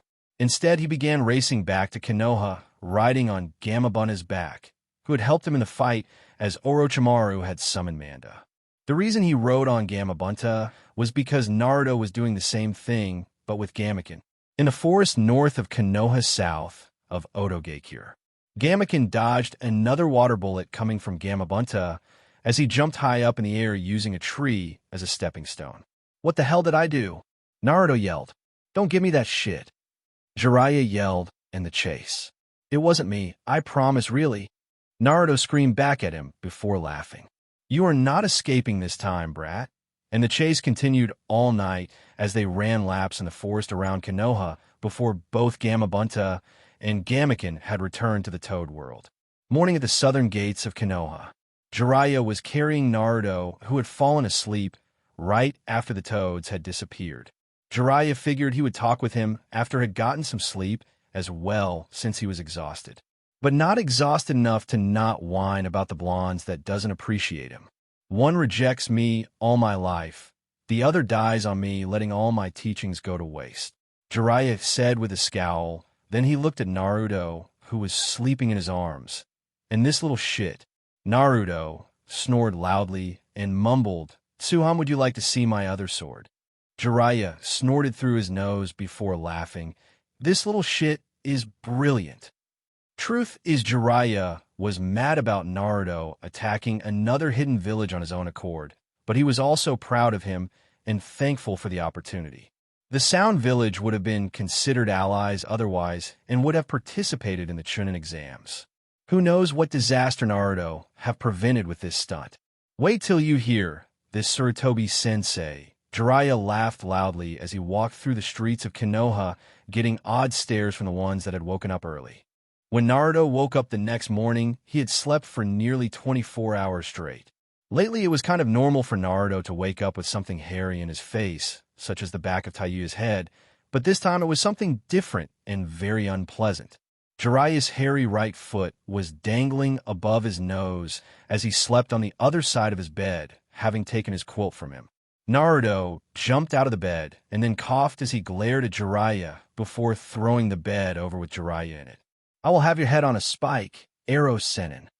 Naruto yelled before jumping Jiraiya, who had just woken up and was fast enough to dodge. Jiraiya nursed his forehead with his right arm as he yawned and said, "Is that how you wake up your godfather?" "It is when you are in my fucking bed. Apart from me, only females are allowed." Naruto yelled as he looked around for his sword. "That makes sense," Jiraiya said while nodding. Then he scratched his balls and walked out of the room after telling Naruto, "I'm leaving Konoha for a while. You should go tell Sarutobi-sensei about what happened yesterday night." Naruto found his sword under his blue jumpsuit shirt on the floor and unsheathed it and ran after Jiraiya yelling, "Let's go, Arrow Sennin," looking for a fight, but Jiraiya was already long gone. When Naruto ran to the front door, yelling, he forgot to notice that someone was sitting in his kitchen, drinking coffee. That someone was now standing behind Naruto armed with snakes. "Good morning, Foxy-kun. I have to thank you for knocking me out yesterday," Anko said with a big smile. Naruto did not turn around and did not give a shit about only wearing his boxer shorts as he teleported away to just outside Hokage's office window using a shunshin. Naruto jump-kicked through the window to get inside, with Hiruzen yelling, "Will you stop that shitty brat?" Hiruzen laughed at Naruto. "Is that your new outfit? Truly befitting of a swordsman like yourself." Naruto, who stood in his toad boxers, only ignored that comment, and instead told Hiruzen about what happened yesterday at Sound Village. He made a point of everything being Arrow Sennin's fault for letting the snake bounty get away, and that Naruto should get permission to go after him and execute him. For once, Naruto did not leave out any of the information, such as Sound and Sand's plan to invade Konoha, that he had found out after interrogating a Sound Jounin. Hiruzen was going to ask Naruto some questions, but Naruto did not give him the chance as he jumped out the window heading towards his home to put his clothes on and grab his important things, his sword and sake, and then hide for a week. That plan was ruined since Anko, who was one of the two he would be hiding from, was still in his apartment when he got back. Anko was sitting in his kitchen once again when Naruto got there, so he gave up as he crossed his arms above his chest and said, "Do you worst I can take it." Anko chuckled. "That sounds fun." She then licked her lips before shaking her head. "I'm not mad about yesterday. Jiraiya-sama told me what happened. However, I want you to do me a favor now." Naruto closed his eyes and said, "Name it." Anko then explained that she had talked to the other senseis of the rookie chuunins, and they had agreed to Anko's idea to train for the chuunin exams. What they would be doing was all the teams would be split up, and then they would create new temporary teams and complete a task. The reason for this training was because any chuunin should be able to be prepared for situations where they have to work with people they had not worked with before. Sounds easy enough, Naruto said. Yes, but I also need you to be on your best behavior. What do you mean by that? Naruto asked with a raised eyebrow. Anko smiled as she said, don't kill the other chuunins. If you say so, Naruto answered quickly while shrugging. So, when do we begin? Today in 2 hours in Training Grounds 35, Anko answered. Training Grounds 35 was one of the largest training grounds, and that is why they would use that since the training they would be doing could take a few days, and they had to use a large area for it work. I will be there. Now, leave my home, Naruto said as he turned around, heading towards his room before glancing back at Anko and saying, unless you want to stay and show me your panties. Anko walked up to Naruto and put her hands on his chest and asked, you want to see your sensei's panties? Naruto nodded, and Anko spoke again. If you behave during the training, I will give you a reward. Anko grinned while she spoke, and then left Naruto's apartment. I don't want a reward. Naruto spoke to himself as she left. I already said what the fuck I wanted. Why is no one showing me their fucking panties? After Naruto put his clothes on, he glanced at the clock in his kitchen and saw that the time was 9 a.m. and decided now was a good time to go to Ichiraku's to get some ramen and booze. And that was what Naruto did, devouring ramen bowl after ramen bowl and emptying countless bottles of sake as Teuchi watched on with dollar marks in his eyes. But everything good must come to an end, and it did when Naruto asked Ayam to show him her panties as well, and Teuchi had chased him out of the ramen stand with a frying pan before Ayam had the chance to agree. It was a chance for Ayam to get Naruto's attention away from the old red-eyed, black-haired hag, also known as Kurenai, who Naruto had visited Ichiraku with before, Ayam's new love rival. Naruto was on his way towards the training grounds. Anko had told him to meet up with the others. But like always, Naruto got lost and ended up on a different training ground. Naruto saw a group of 4 people who he immediately recognized to be Team 7.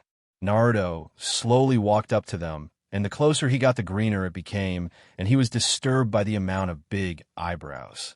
Taking a closer look, Naruto noticed this was not Team 7 at all. It was just 2 of them. Naruto nodded to Guy, Yo, Kakashi, then to Lee, Hacha. Naruto then narrowed his eyes and concentrated as he stared at Neji, Imuto-sen. Then he smiled as he walked up and shook hands with Tenten. I don't believe we have met. Tenten, who had been laughing as Naruto had arrived and given her teammates those nicknames, smiled at him. Tenten, she said as they shook hands. Naruto took a look around the training grounds. Where are the others? He asked. Neji was not very happy with Naruto calling him a Muto-san or little sister, and made a point of it as he asked, Dofus, are you lost or something? Naruto sat down and quickly unsealed his sake bottle from his scroll and said slowly with a sigh, You tell me. Lee, see that? That is extremely unyouthful. Don't do things like that, Guy instructed. Hi, Guy Sensei. Lee saluted. I believe you should remove yourself from the training grounds before I do it for you, Neji threatened. Don't be rude, Neji. Tenten yelled. Naruto raised an eyebrow as he stared up at Neji, who had gotten in front of him. What's up your ass today, Imuto-san? Oh, there you are, Kurenai said as she came running into the training grounds. Everyone is waiting for you. Good timing as well, because Neji was already in his juken, gentle fist, stance, and ready to strike Naruto. Naruto pouted as soon as he heard Kurenai's voice and tried to ignore her, but became harder and harder as Kurenai got closer. Morning, Guy-san. Training your students? Kurenai asked Guy, who answered with an enthusiastic nod. Yes, Kurenai-san. Today is a very youthful day for training. Kurenai's eyebrow twitched. Ihihei, she laughed. I see, she said before sitting down in Naruto's lap and whispering an order, carry me to training grounds 35 now, wanting to get away from Guy and his team as soon as possible. They were also late, or more like Naruto was late, and the others were waiting. Meh. Naruto responded and drank some more of his sake. It wasn't until Kurenai started dragging his right ear hard that he stood up with her in his arms and began running. Okay, God damn it, Anna, he yelled as she had still to let go until they were out of Team Guy's view. Naruto seems to have grown up in an interesting way. Guy spoke in a low tone to himself when they had left. Who was the bitch? Tintin asked with a yell, obviously referring to Kurenai, but Neji thought she meant Naruto. I have no idea, but I believe I've seen him somewhere before, Neji answered and gained a thoughtful look as it tried to remember. Guy-sensei, Lee said to get his attention. Yes, Lee? Guy responded. I don't like that guy at all. He did not appreciate being called uchiha, or that Naruto was allowed to carry such a beautiful lady, as Kurenai and his teammate, Tintin, seemed to have fallen for him already. I will make him my rival from now on. That's the spirit, Lee. Guy shouted loudly.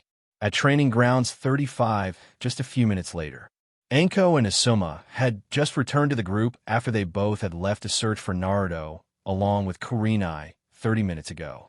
Everyone was here now, except Naruto and Kurenai, who had still to arrive. While the others waited, nothing interesting had happened other than the usual talking among the group that had not seen so much of each other since they graduated. There was, however, a small fight between the Uchiha siblings after Sasuke had insulted Midori like he had many times before. Sasuke had told Midori that she was not a real ninja. She was a joke and did not deserve to graduate early or graduate at all for that matter. That comment had not only angered Midori, but Hanabi and Kiba as well, due to Kiba having a small crush on Midori and Hanabi, who was in almost the same situation as Midori, both having graduated early. After Sasuke's little comment, Hanabi had walked up to him and attempted to put her face into his and stare him down, which did not work so well since she was almost 20 centimeters shorter than Sasuke. Sasuke was not intimidated, to say the least, when Hanabi asked, "You asking for a fight, Uchiha? What is this?" "Your second teammate." Sasuke had asked Midori before, laughing. "Your whole team is a joke." Midori was ready to charge in and help her teammate as Hanabi had gotten into the juken, gentle fist, stance as she held her left hand with her palm open towards Sasuke and her right hand behind her back. Hanabi, stop. Hinata screamed, fearing that her little sister would get hurt in a fight with Sasuke, who was obviously stronger than her and might be the strongest of all the genins currently here. That changed soon when Naruto ran into the open grass field from the forest screaming, while carrying Kurenai bridal style. The reason for his screaming was due to Kurenai currently pinching his cheeks after Naruto had called her a demon, which on the way there. They arrived just a few seconds after Anko and Asuma did, so Anko was not there to hear Sasuke's comments either. "I hate you," Naruto whined as he stopped next to the others and dropped Kurenai off. Kurenai snapped her head towards Naruto and glared at him. "What was that?" she asked with a dangerous grin. Naruto chose not to answer and instead sat down and leaned his clenched fist on his cheek and looked away from Kurenai. Kakashi laughed as he saw Naruto and Kurenai getting a punch to his shoulder by Asuma, who was jealous. Kakashi then said, "Okay, then how about we start the training?" Hanabi was the first to respond, as she was still in front of Sasuke in her juken stance. "I'm not doing anything until I've taken care of this trash," she snarled. "Get lost, kid, unless you want to get hurt," Sasuke said slowly and waited for Sakura's comment of "wow. Sasuke-kun, you're so cool." But it never came, so he added a "HN" after a few seconds, ending his cool line. There were many reasons why Sakura would not have Sasuke's back right now. The obvious one being he was the one that started it in the first place, and another one being that she was not as infuriated with Sasuke anymore. But the main reason was because she was currently holding back Tayuya, who was red with anger, and her red hair stood upwards as she glared at Kurenai, who just smirked back at her. Shikamaru had to hold back Ino, who had the same reaction as Tayuya, while Hinata just stood there gaping at Kurenai in confusion. "What is Kurenai-sensei doing with my Naruto-kun?" she thought angrily. While that was going on, Naruto had glanced toward his teammates and noticed that Midori looked very upset and close to tears, while Hanabi was obviously angry at the Uchiha run in front of her. Naruto walked up to Midori and nudged her on the shoulder to get her attention. "Something wrong, Ujo?" Midori shook her head as she spoke. And no, it's nothing, Taicho. Naruto could easily hear that she was upset and close to crying. What are you saying, Midori Baka? This trash called our team a joke, Hanabi yelled and pointed at Sasuke, who had a smug grin as he spoke in a cool tone. Naruto stared at Sasuke for a few seconds. When Sasuke noticed it, he stared back into Naruto's eyes, and almost instantly he fell down to the ground as he was unable to stand after Naruto had released killing intent that only directed at him. Sasuke was also treated with a vision of his head being cut off after Naruto had used Shunshin to get behind him and then cut it. The Jounins had a pretty good idea what had just happened, while the Genins was confused, with the exception of Kiba, who just laughed. Wow, you're such a wimp, Sasuke-chan. Shut up, runt, Sasuke snarled as he got up on his feet again, this time choosing to cross his arms above his chest and look down on the ground. Okay, Anko, Naruto said, having had enough. Get this thing started or I'm leaving. I have an old pervert of a Sannin to hunt down. Okay, listen up, rats. Anko said cheerfully and began explaining how the training exercise worked. As mentioned earlier, they will form 4 new temporary teams just for this exercise. Each team would then receive a flag with the Konoha mark on it, and the goal was to take as many flags as possible from the other teams. If one team was to lose their flag, they had 3 hours to get a new one, either by taking it from another team or taking it from one of the Jounin teams. The Jounins would be split up into 2 two-man teams. The Jounins would of course not go all out during the fights. Instead, they would give out a flag to a team if they think they had deserved it after showing good teamwork or good skills.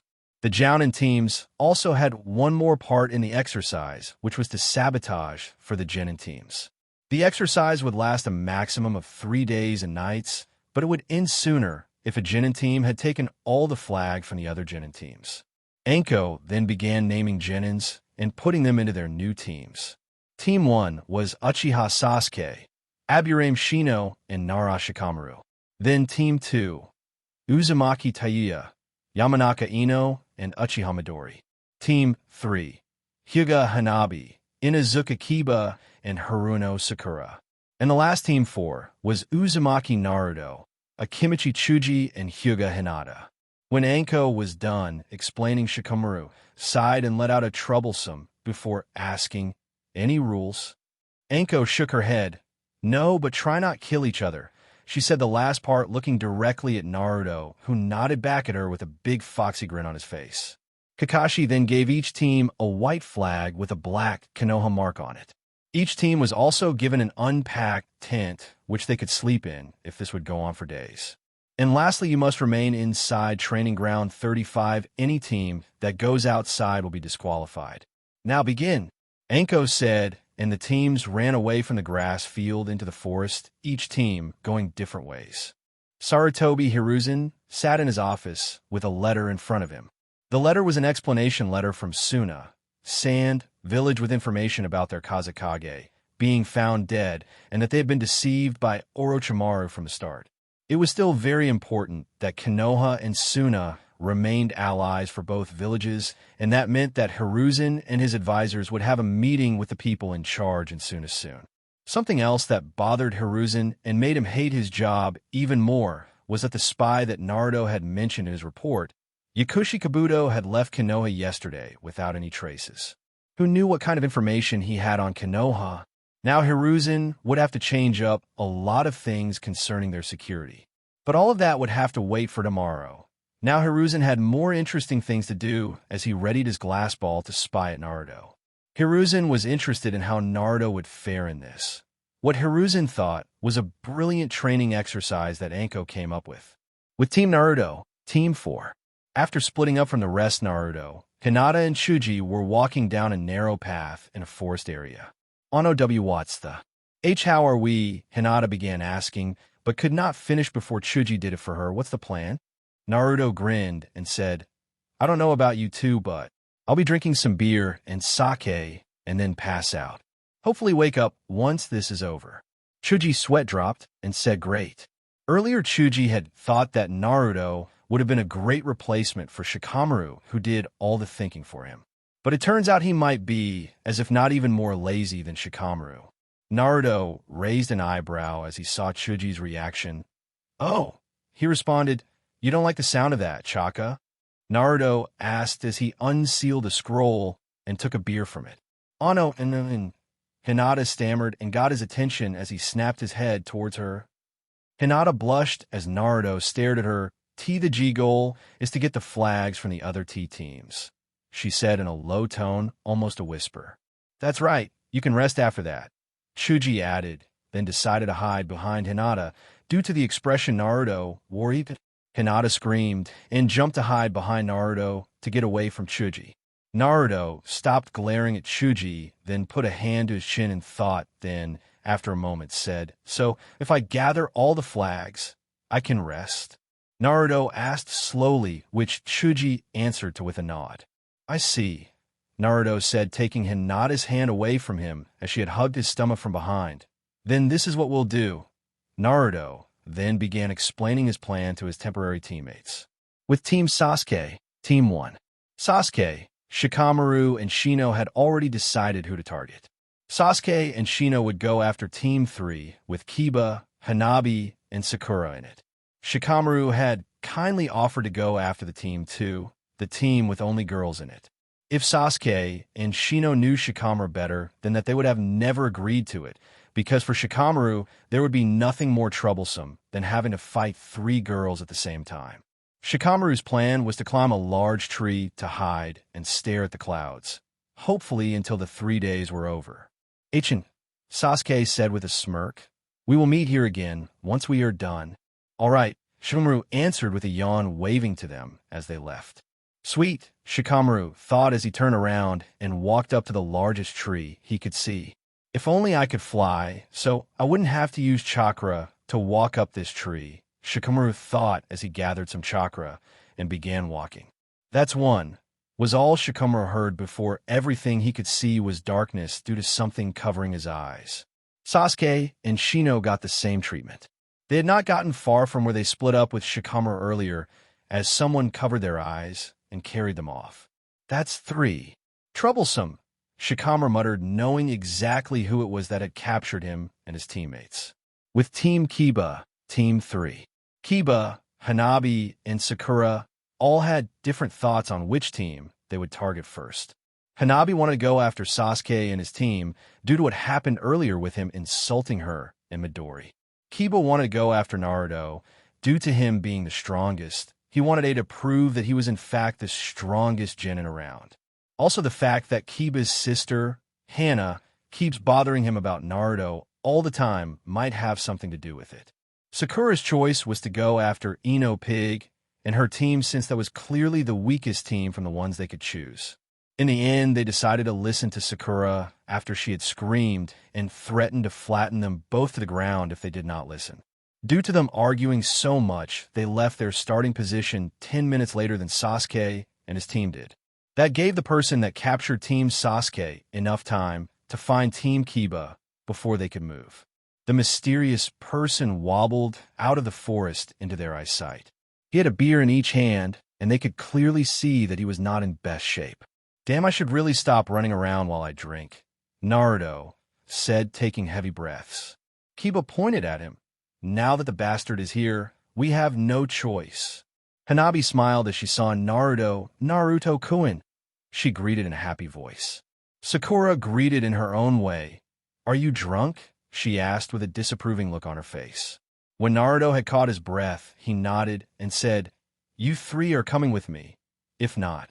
Naruto did a one-handed hand sign, Ninpo, Kage Bunshin no Jutsu, shadow clone technique. "Then we fight." The clones ended in chorus. Meanwhile, with Hinata and Chuji and 3 angry genins currently tied to a tree. "Sorry, Shikamaru, Naruto's idea," Chuji explained to his friend, who answered with a yawn which Chuji took as "I don't care." "Good," Chuji answered. "Ano Chusen," Hinata said while holding a stick that Naruto had given her earlier. She poked Chuji in the stomach after getting his attention. "Naruto-kun told us not to speak to the prisoners." "Ouch," Chuji whined, holding his stomach. "Calm down, Hinata. They are our friends after all." Hinata nodded, then glared at Chuji as she spoke. "Yes, but an order is an order. Do you have a problem with Naruto-kun's orders?" Chuji started sweating as he shook his head slowly.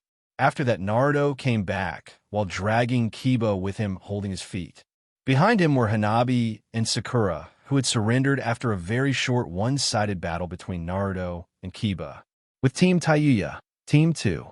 This was a team that worked together well so far. They had agreed to go after Sasuke and his team due to both Midori and Taiyuya wanting to beat him up. Midori's reason was obvious, due to the way Sasuke treated her over the years. Taiyuya wanted to fight Sasuke and take the title as the strongest genin in Konoha, or second strongest if you count Naruto. Ino, on the other hand, wanted to fight Shikamaru and take the title of the strongest in her genin team. Little did she know, if they were to fight, Shikamaru would just give up before the fight even started. But going after other teams and getting their flags had to wait because of their recent discovery. They had found an onsen, hot springs, located behind a mountain, and all three of them agreed to take a bath. As the girls stripped out of their clothes, only leaving their underwear on, they noticed that there was already 2 people using the onsen, sitting furthest away from them, grinning at them. You, Taiyuya, and Ino screamed at the same time and pointed at Kurenai, who was sitting next to Anko. Kurenai was wearing a red bikini, while Anko was fully naked. Anko-sensei, Midori asked, not expecting to seeing her teacher bathing naked out in the open. Anko laughed and said, "Getting girls. What's the matter, you two? Scared a little water?" Kurenai said to Taiyuya and Ino just to further annoy them.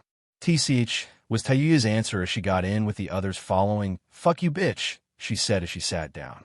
Just as the girls had sat down, Naruto ran up to the edge of the onsen and stared with wide eyes, mostly at Anko, but he ended up not being able to decide who to stare at. "Naruto-kun," Kurenai said as she stood up and slowly walked over to him. "Did you miss me that much?" she said and put an arm under her chest to press her breasts together, successfully gaining Naruto's attention. Naruto began the flags. Naruto's eyes had been plastered on Anko as she sat there, not even trying to cover herself, as she was still topless. The other girls noticed that, but decided not to say anything about it.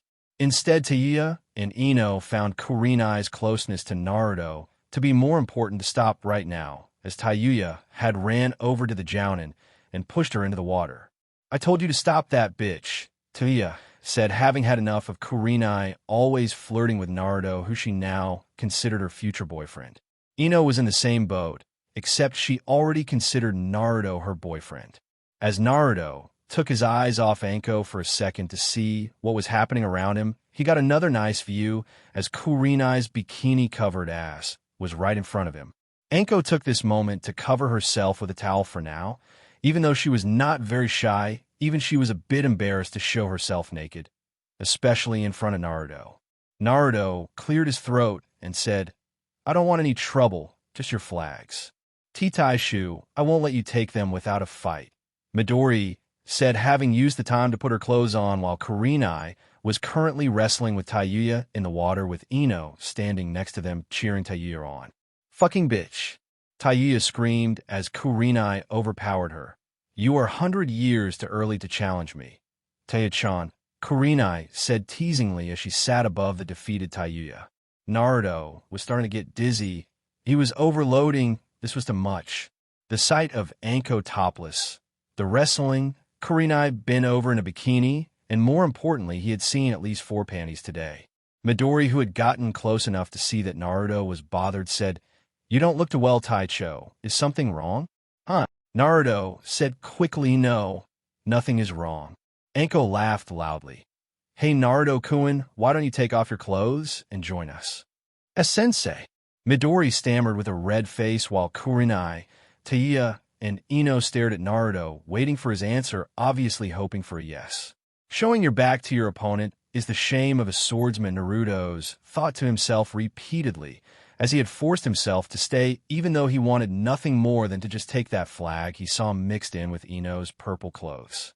Getting the flags was not the only thing he came here for. He also needed to bring Taiyuya, Ino, and Midori with him and restrain them for 3 hours. He had already captured the other 2 teams, and if he managed to capture this one as well, his team would win within 3 hours. "I won't fall for your tricks," Dango-sensei, Naruto said, then focused on Tayuya and Ino.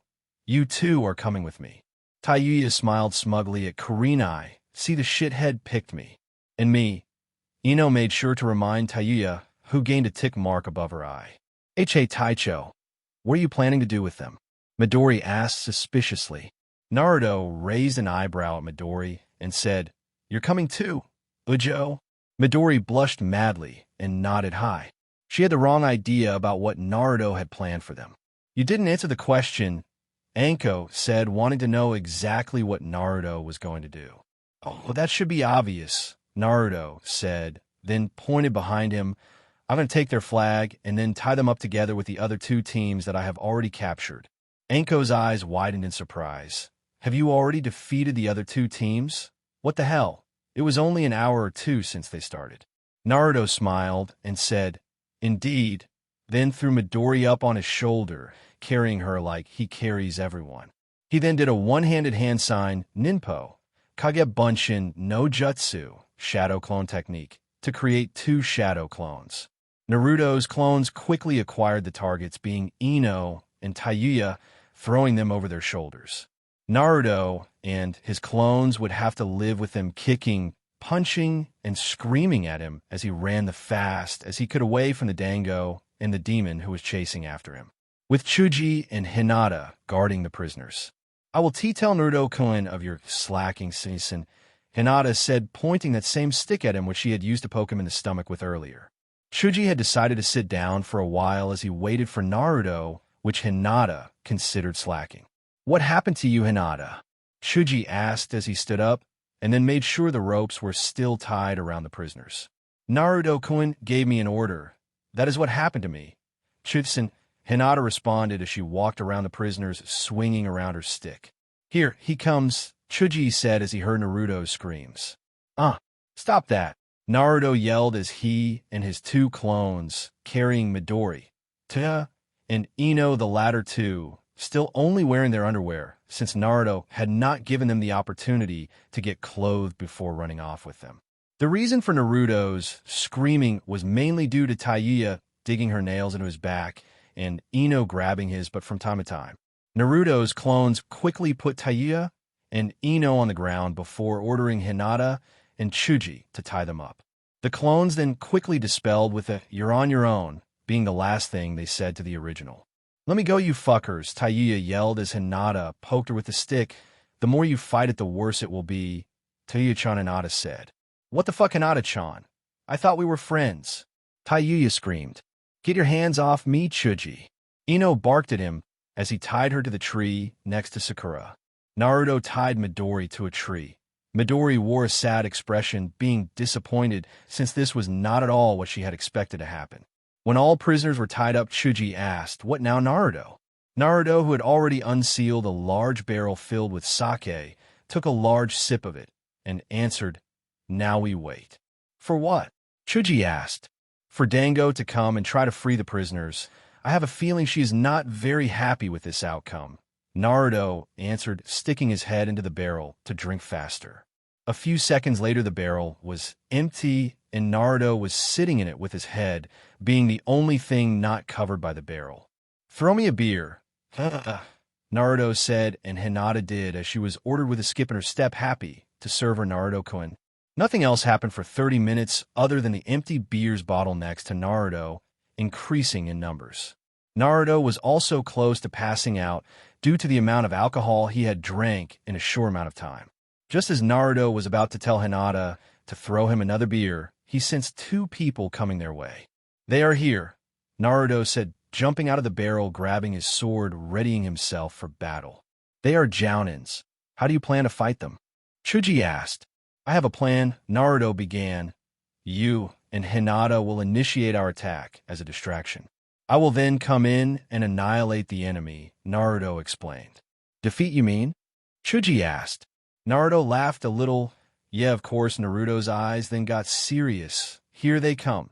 Just as he said that, the four Jounins all came walking towards them with different expressions. Anko, Kurenai with evil grins as they stared at Naruto. Kakashi was smiling since he had laughed his ass off earlier after hearing what Naruto had done.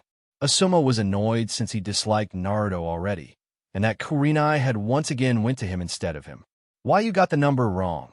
Chuji said with fear, not wanting to fight 4 Jounins at the same time. Attack them.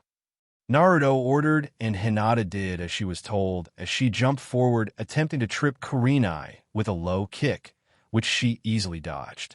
Chuji rolled forward, targeting Asuma, since he was likely the Jounin that would hurt him the least. Good. Naruto mumbled to himself, seeing that the Jounins were distracted enough for him to get away. This was his plan all along, since he was in no shape to fight 4, or even 2 Jounins that he had expected at first due to him being close to passing out. Ninpo, Kuchios no Jutsu, summoning technique, Naruto said after biting his thumb to draw out some blood. He had summoned Gamekin and then thrown the prisoners up on a large toad's back. Take us away from here, Ken, Naruto ordered with a loud yell, holding a beer up in the air. Aye, Captain, Gamekin said with a salute. Although I might be a bit ungraceful, the toad added, then jumped far enough for it to be impossible for the Jounins to catch up with one jump. Gamekin brought Naruto and the prisoners the furthest away from the Jounins that he could within the training grounds, which happened to be close to the onsen where Naruto had found the girls before. Good job, Gamekin, Naruto said as the toad nodded before disappearing in a puff of smoke. Naruto then tied up the prisoners behind the mountain that was next to the onsen. Naruto then climbed the mountain and passed out after summoning Gamakichi and Gamatatsu to make sure the prisoners did not escape until the 3 hours had passed. Hiruzen, who had observed everything since Naruto, found the girls at the onsen sweat dropped after seeing what Naruto did. Sure, he took advantage of the rules, but couldn't he take this a little more seriously?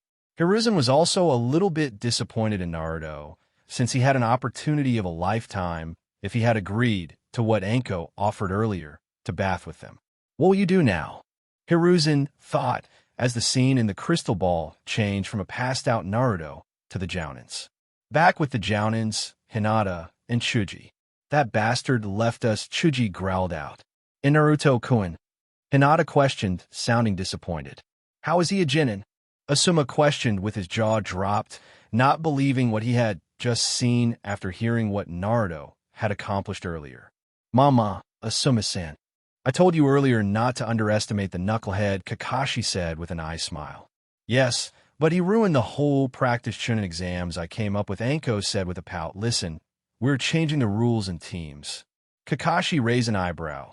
Isn't that a little bit unfair to Naruto, Anko-san? You don't know the meaning of unfair yet, Anko said with a grin, then explained the new rules to her colleagues, Chuji and Hinata.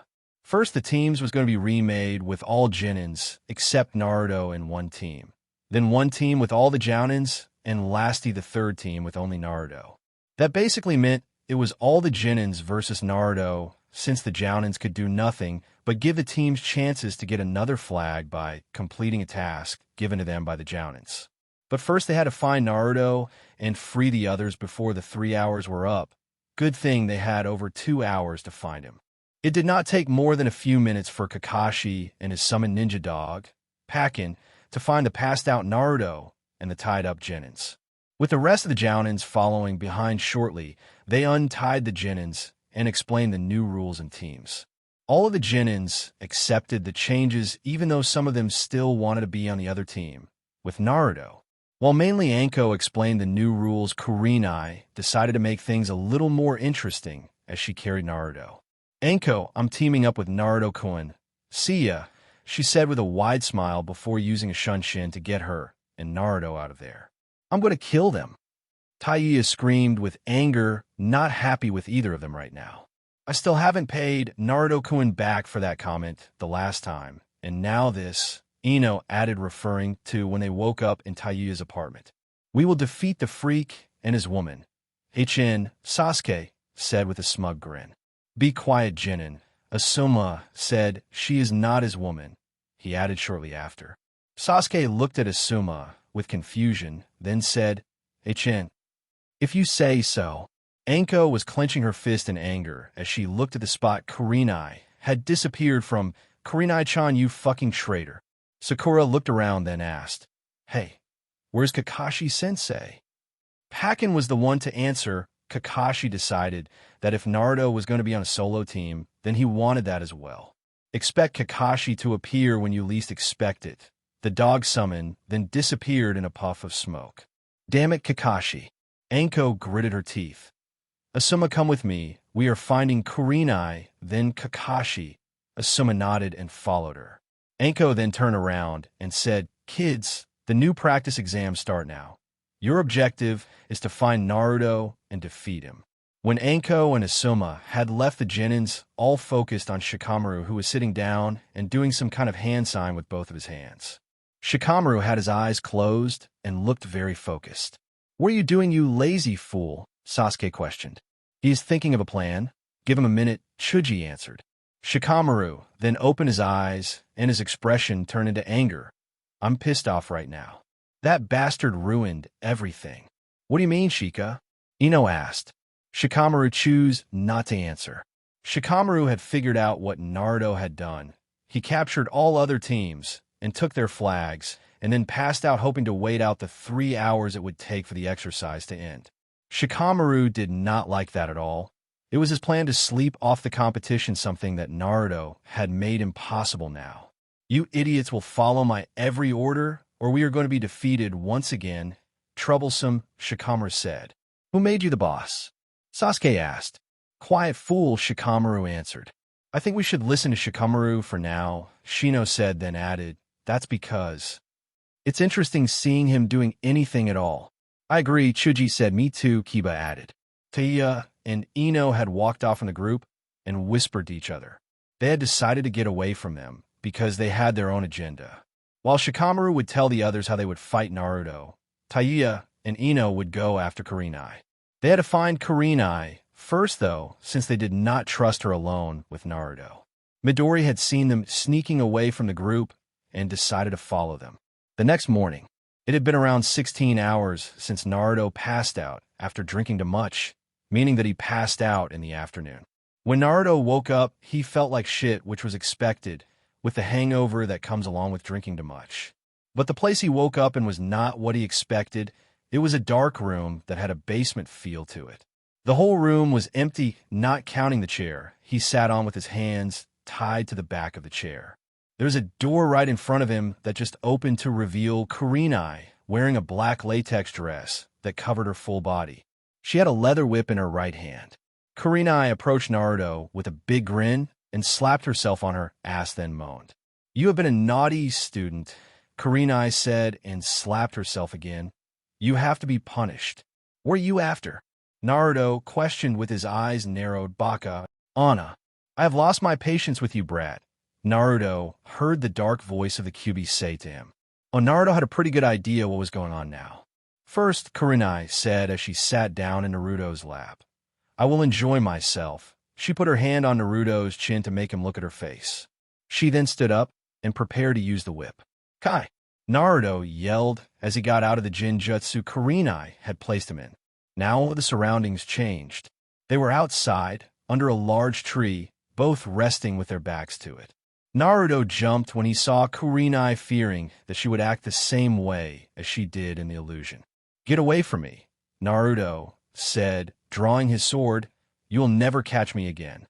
Naruto-kun, stop being silly and come sit, so I can explain what's going on, Kurenai said with a stern look on her face. Naruto looked at her, suspiciously, moving closer to her slowly before sitting down next to her again. Good, Kurenai said and jumped in his lap. We are partners now, she began, and Naruto raised his eyebrow. How so? It's you and me against the world, she said with hearts in her eyes, which caused Naruto to sweat drop. Explain. You see, Anko.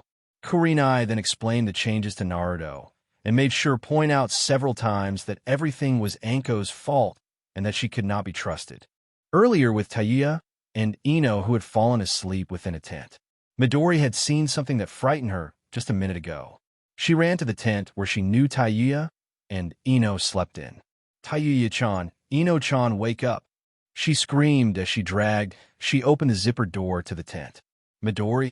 Taiya asked in a tired voice. What the fuck are you doing here? It's terrible, Midori said dramatically. Kurenai-sensei, is controlling Taicho with her Jinjutsu. What she had seen earlier was Kurenai placing the Jinjutsu on Naruto as he woke up. That meant that they were close by. Come on, let's go save him and beat her up once and for all, Ino said with determination. I'm ready for the bitch, Tayuya followed. Back with Naruto and Kurenai. Naruto and Kurenai were having a moment as they both leaned into each other's faces. What does Shiaf Naruto thought as he was about to press his lips on hers? They were interrupted as Uchiha Sasuke had jumped in front of them and launched an attack of the fiery kind Keton. Gokaku no Jutsu. Fire release. Great fireball technique, shooting a large fireball at them. Naruto quickly picked Kurenai up carrying her bridal style and used a shunshin to move them to the other side of the open grassy field.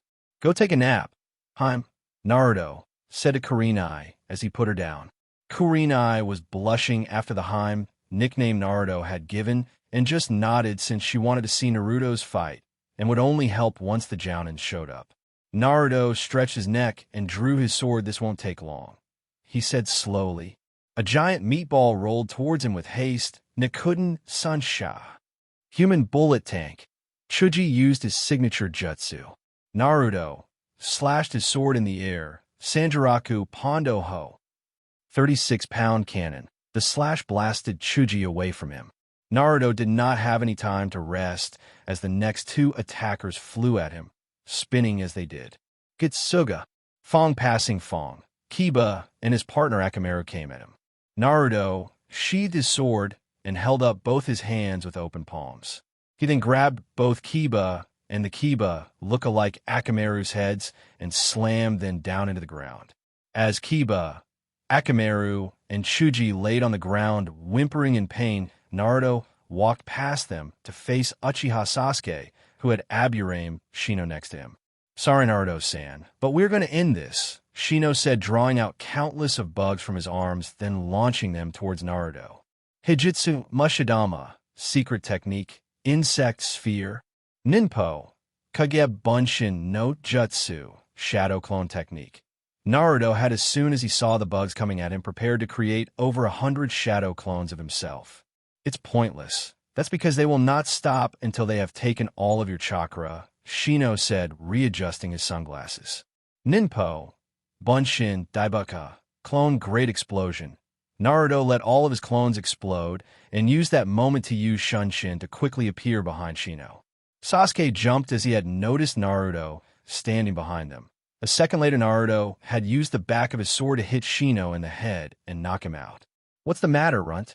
Naruto asked with a big grin, walking closer to Sasuke. Are you getting scared?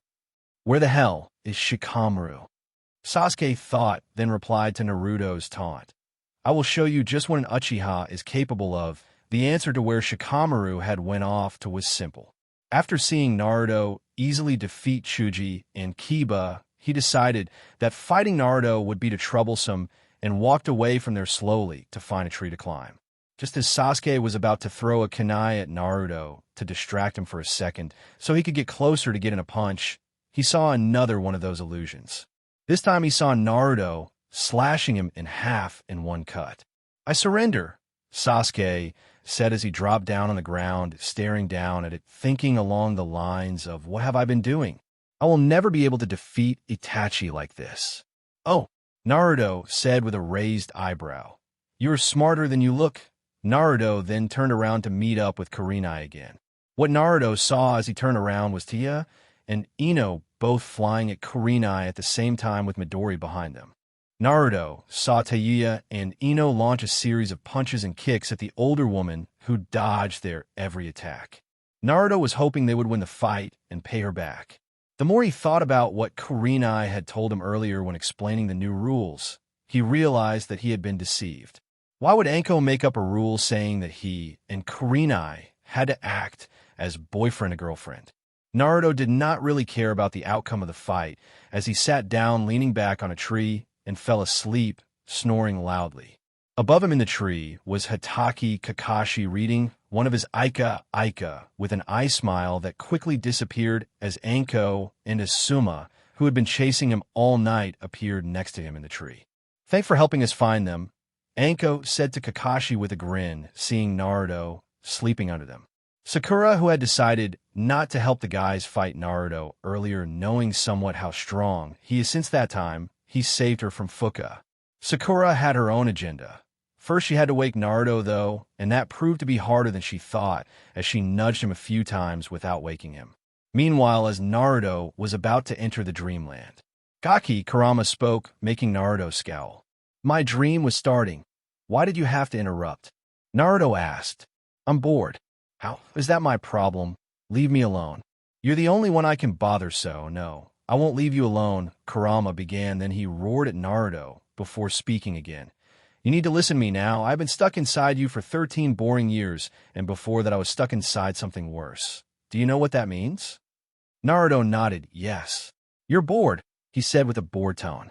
Exactly, Kurama said, then kept going. But did you know this? He asked, and Naruto waited for him to continue. Before I was sealed into, he had an expression of disgust as he spoke. Kurama's expression then changed back into his usual screwy, angry face. I was sealed into 2 female flesh bags. Yeah, I know my mom was the previous Jinchuriki, right? Naruto asked. Exactly, Kurama answered again.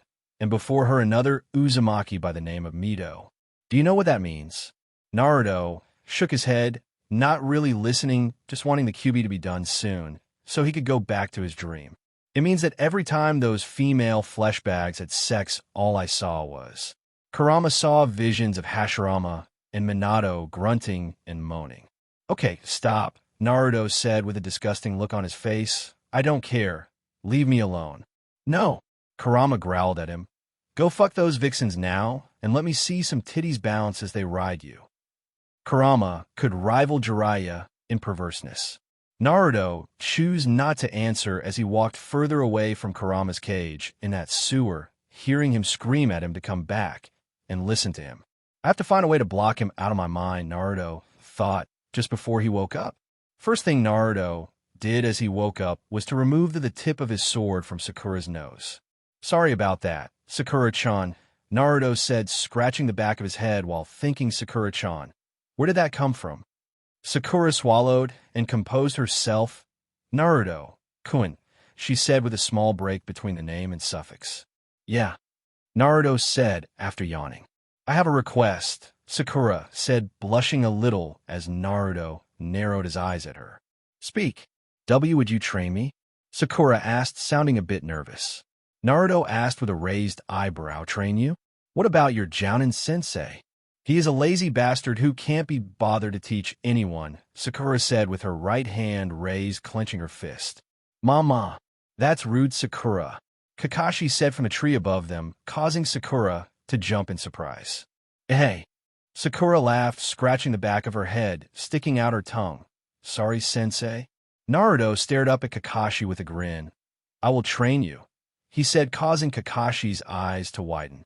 Really? Sakura said, then threw herself at Naruto and hugged him. Thank you. Thank you. A bit earlier with Kurenai fighting Tayuya and Ino. Kurenai had no problem dealing with Tayuya and Ino when they only used their taijutsu to attack her. But when Tayuya began using shadow clones to attack, with Ino using her clan's mind, transferring jutsu, and Midori joining in the fight as well, Kurenai began breaking sweat. It was about that time that Anko and Asuma had arrived. After talking a little with Kakashi, Anko decided to help Kurenai, even if she had decided to run off without Naruto yesterday. Anko did not help by fighting. Instead, she just said the practice chuunin exams has ended. Stop fighting, girls. Tayuya and Ino looked at each other before Ino whispered, there will be other chances to destroy the witch. Tayuya grinned, fuck, yeah, she's going down. Anko-sensei, don't we have 2 more days? Midori asked. Anko gave a long answer. Well, yes, if a winner was not decided. But considering that Naruto has already beaten everyone that has challenged him, and the ones that don't are fighting with either each other or Kurenai, I decided that Naruto has won. The ones fighting with each other was the Hyuga siblings. Hinata and Hanabi had challenged each other for the right to marry Naruto. They were still fighting. Anko noticed that something had caught the attention of the girls and Kurenai as they were all glaring at something behind her. Anko turned around and saw Haruno Sakura hugging Naruto, who was flipping a Kakashi at the same time. Sakura, Tayuya yelled, not believing what she was seeing. What the fuck was Sasuke's fangirl number 1 doing? Oh hell no for head. Ino said, gritting her teeth while she stomped over there. I can accept the other bitches being all over my man, but not you. Tayuya followed, after with Midori trailing behind her. Anko decided to join Kurenai on their way over there, as well to see what was happening. As Sakura finally let go of Naruto, she noticed that her life was in danger, seeing the glares that Ino, Tayuya, and Kurenai was giving her. Naruto stopped flipping Kakashi off and turned to Anko-dan. Anko-sensei, why did you do this to me? What? I don't think it was that unfair considering that you're already far stronger than the others, Anko answered, thinking that Naruto was complaining about the teams. Naruto shook his head. No, I mean, why did you make up a rule saying that I and Kurenai have to act as boyfriend and girlfriend? Anko's sweat dropped as she stared at Kurenai. I didn't make up a rule like that. Naruto scowled, as I thought Naruto's eyebrow twitched as he focused on Kurenai. I will get you back for this, he yelled before using a shunshin to get out of the training grounds and into the village. Naruto was heading towards Ichiraku, as Hiruzen, who had been observing him through his crystal ball, sent out an umbu to tell Naruto to come to his office. The chuunin exams was going to begin in 4 days. Hiruzen had to make sure Naruto did not run away before it started, and he had an idea how he could make him stay. When Naruto got to Ichiraku's, he ordered 100 extra large bowls of different kinds of ramen. Are you sure you can eat all that? Tochi asked. Of course, Naruto said slowly. I will eat 5 bowls now, and the rest will be sealed into these. Naruto placed a few scrolls in front of them. Oh, I see. So you're leaving for a while then? Tochi asked as he turned around to start on Naruto's orders. Yes. Naruto answered slowly as he turned his head to look at the umbu woman with purple hair and the nice ass that was heading towards him. I'm going to assassinate Orochimaru. Jiraiya, right?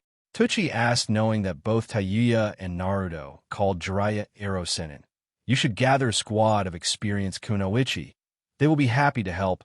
Tochi suggested, knowing that many of the older female ninjas in Konoha had been the victims of Jiraiya's peeping and other perverted acts, such as her.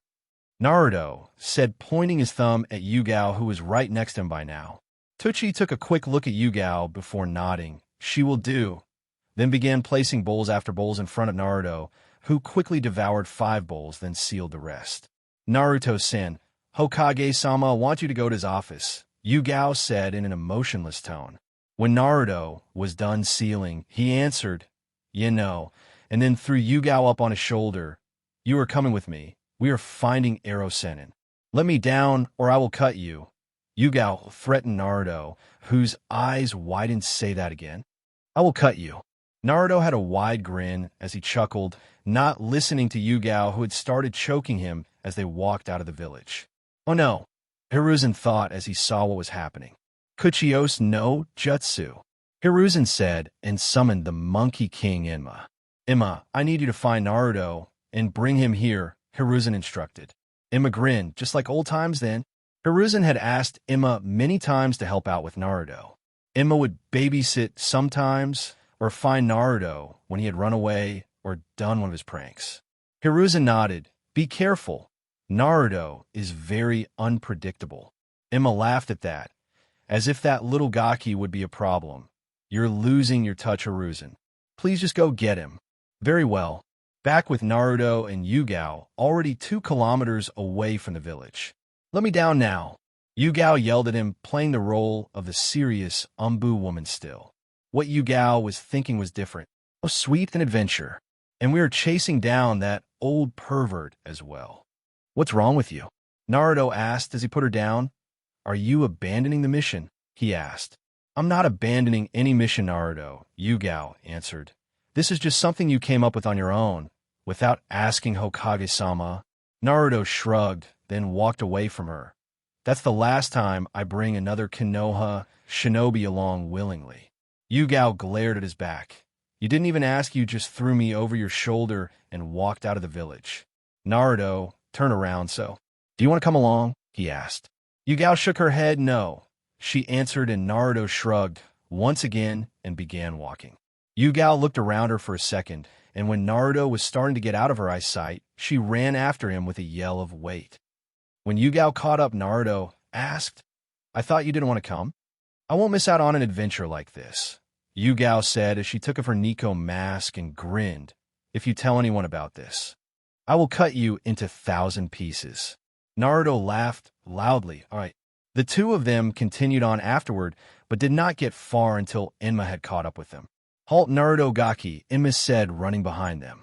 Naruto and Yugao turned around at the same time. "Enma-sama?" Yugao questioned, knowing about Hiruzen's main summon. Naruto, however, could not tell the difference between Enma and Hiruzen. He never could. "What do you want, old monkey?" Naruto said with a scowl. "I'm going pervert hunting. Show Enma-sama some respect. He is the summon of Hokage-sama," Yugao said after slapping Naruto on his shoulder. Enma laughed loudly at Naruto. "You haven't changed one bit, Gaki." Naruto was confused now. "What do you mean, summon? That is the old man himself." Yugao put a hand in front of her mouth to hide her giggle as Enma groaned. "Who's an old man?" "I'm an old monkey, Gaki." He then flew towards Naruto and launched a quick jab into Naruto's stomach. Naruto fell down on the ground and held his stomach in pain. "That hurt!" He cried out pain. The old man's punches always hurt the most. "Get back to the village," Enma ordered Yugao as he flung Naruto over his shoulder. "Ho ho ho." Enma laughed as he jumped from tree to tree with one hand back towards Konoha.